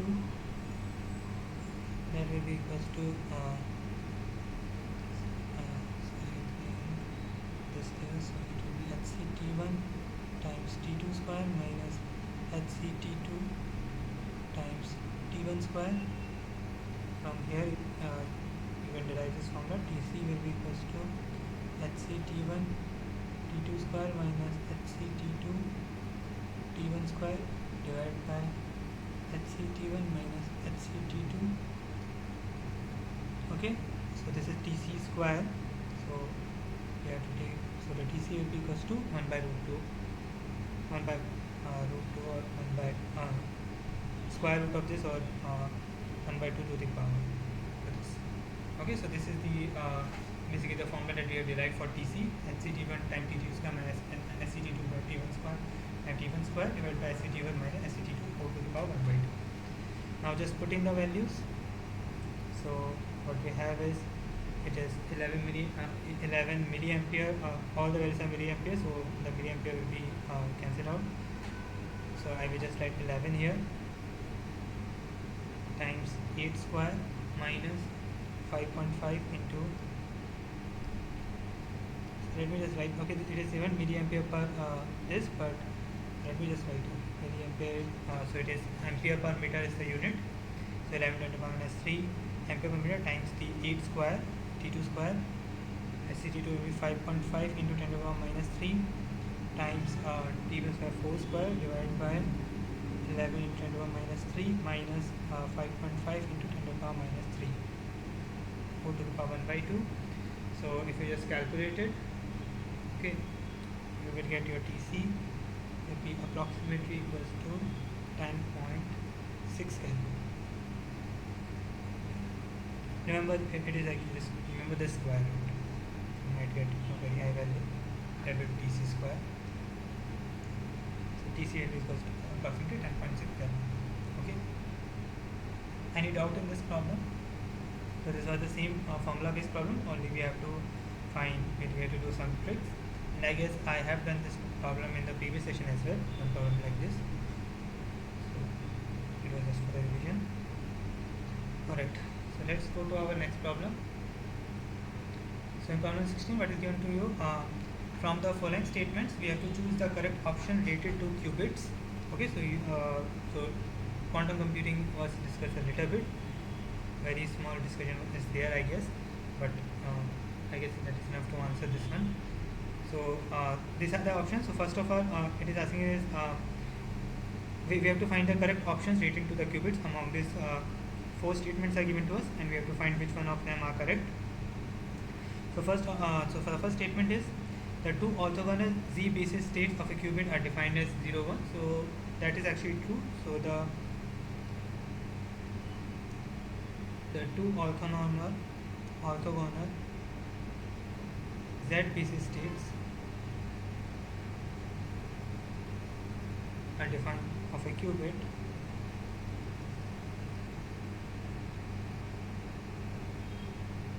are defined as 0 and 1. So basically, as we know, basically similar to your regular bits. So in regular bits also we have like 0 and 1.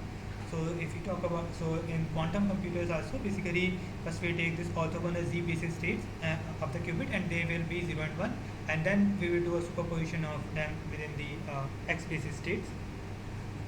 So this is true. So statement A is true.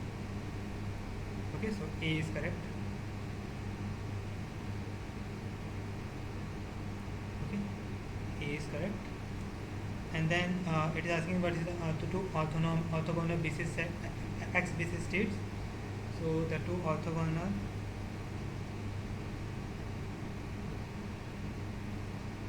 x basis states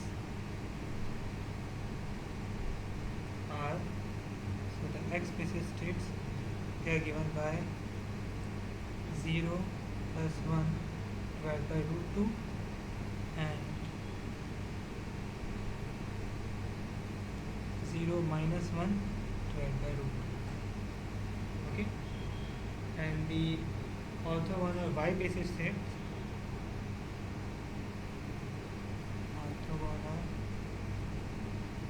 y basis states are,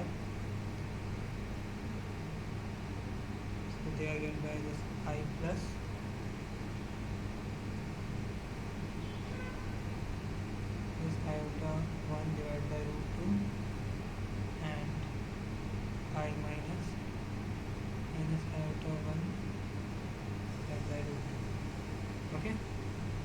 So from here we can see that B is correct, but the C is wrong. It is not the X basis state, it is the Y basis states that is given. So B is correct and C is wrong.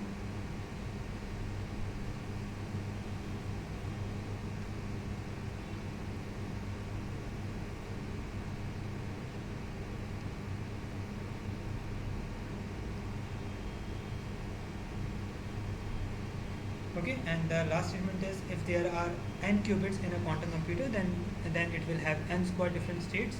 So that is not true. Okay, as you know, we just write it. If there are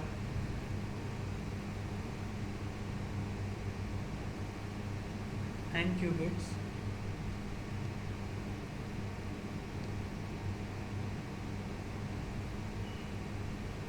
in the quantum computer,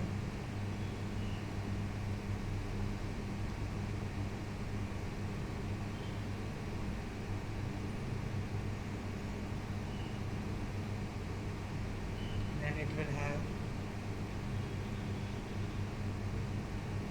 2 to the power n different states.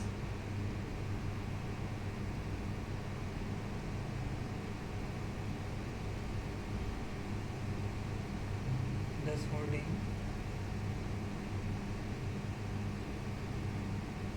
more information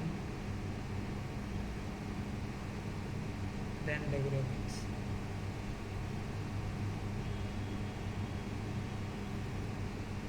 So D is wrong. So D is wrong. It is not n square. It is 2 to the power n. So our correct answer will be A and B only. So A and B they are only true. C and D are false. Okay.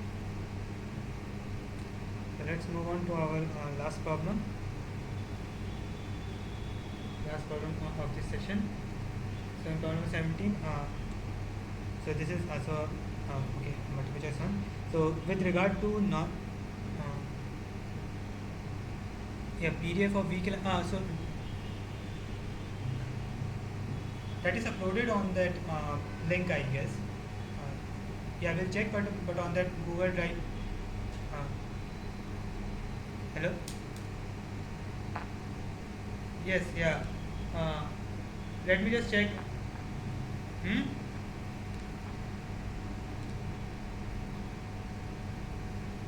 PDF. Okay, let me just check once. Okay, 1 minute.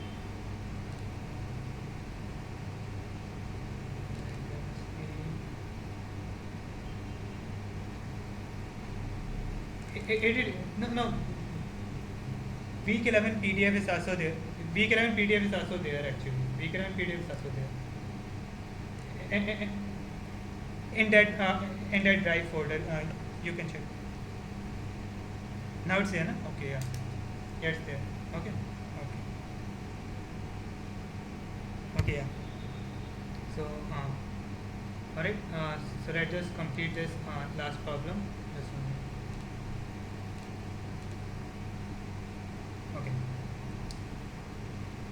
Okay, so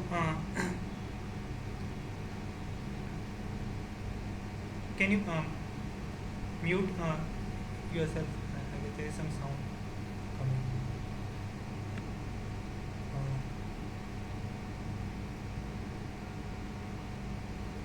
Can you mute yourself? There is some sound is coming, so recording will help. Okay, thanks. Alright. So, okay, let's solve our last problem. So the last problem is with regard to normal reflection and undraped reflection, choose the correct statement from the following. So first statement is fundamental conservation law of charge is conserved in both normal reflection and undraped reflection. So at first point you would think that it is not conserved, but it is actually conserved in the undraped reflection. Normal reflection, it is already conserved. Basically you have one electron is coming and one electron is going, so that is your normal reflection. While in undraped reflection, what happens? You have your electron there, then it creates your this electron is there in a Cooper pair. This forms a Cooper pair basically, okay, and then a hole is goes in the same direction as your electron. Okay, so this is your undraped reflection. This is a very bad drawing, but okay, and this is your normal reflection. Okay, So this is what you have learned in your lecture as well. So this is a normal reflection, that electron comes and electron goes in some other direction. While in on-ray reflection, what happens when electron comes, it forms to a superconductor. It forms a copper pair, and then a hole is it goes out in the same direction as the electron, and as you know, the hole has a opposite charge. Okay, but the charge conservation is still there in the under reflection. So just write it down. Okay, so in under reflection,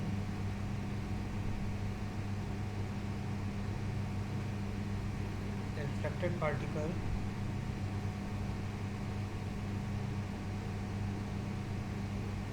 the hole has the opposite charge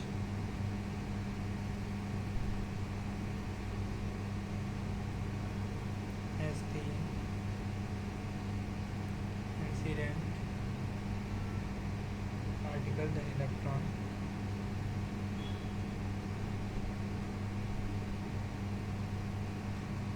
This is not a violation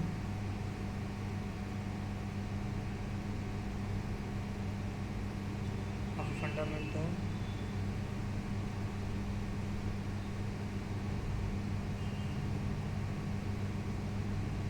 conservation law.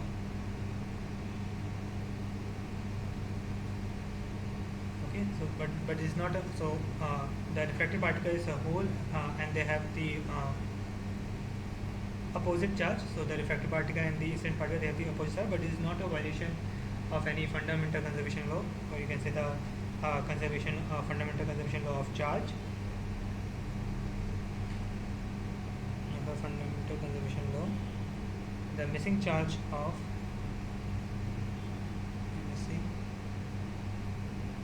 charge of 2e. So basically, if you see, I should actually, let me just keep it there. So there's a normal reflection. Okay, normal reflection, you have one electron coming in, coming out. Okay, so if you see on this side, the net charge is 2e, while in this case you can see an electron comes in and a hole goes out.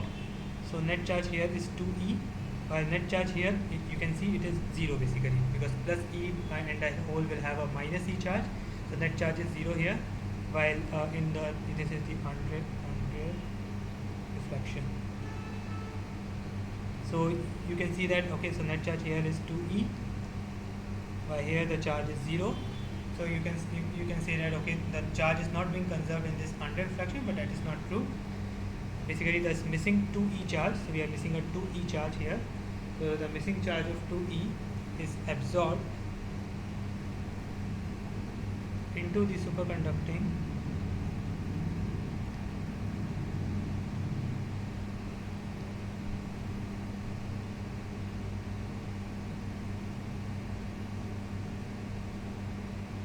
ground state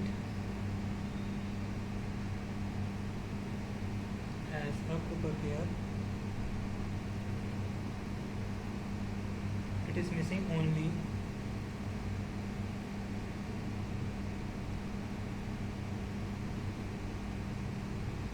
with respect to the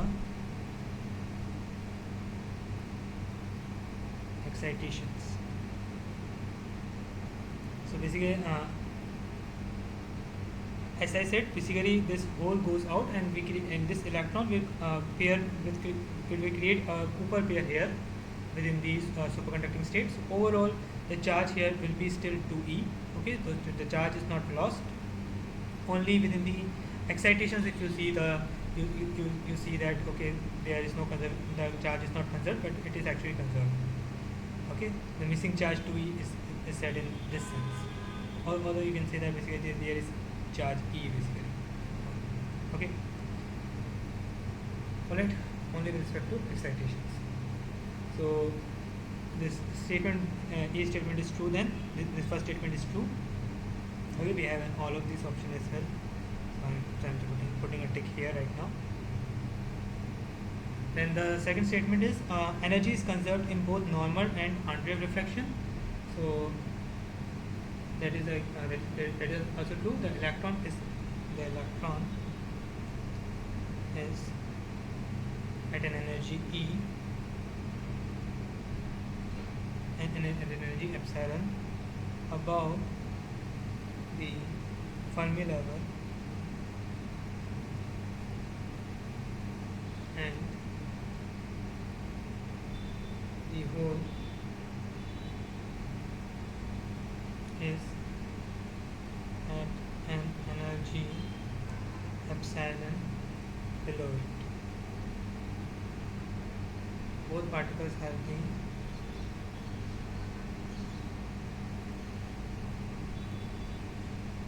same excitation and energy,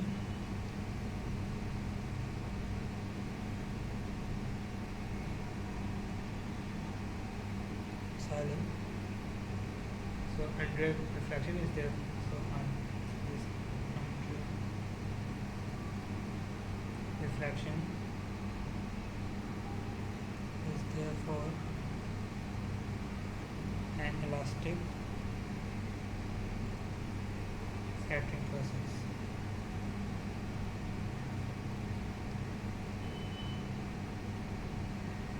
Okay, so energy is also conserved in this under reflection, and in normal reflection we consider it to be elastic already. So statement 2 is also true. Then third, similarly, spin is conserved in both normal and unwave reflection. So in normal reflection, you can see if electron comes with one spin, it can go with the similar spin. But in case of like unwave reflection, to conserve spin, the hole should have the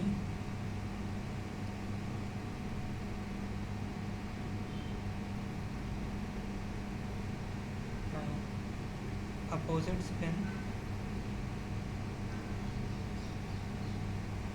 as the electron.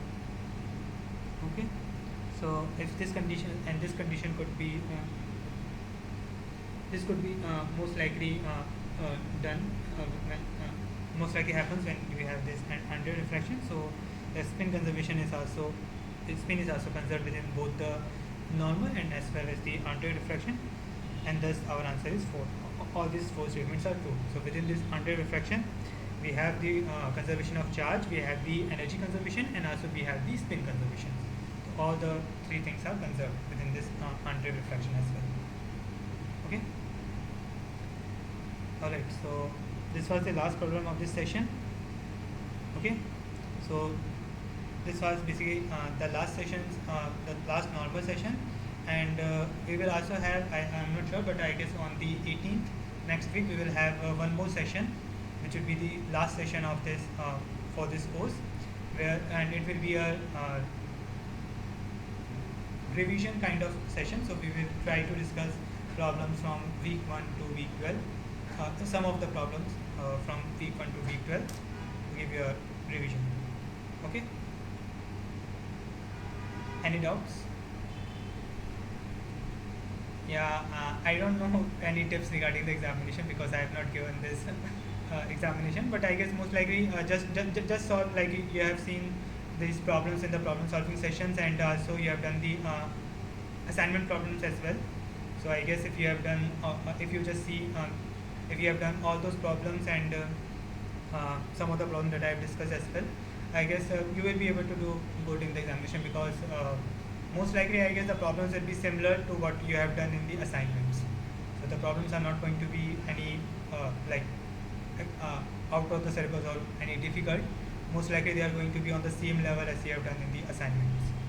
So yeah, so just see your assignment problems, and maybe some of the problems that I have solved in the problem solving session as well.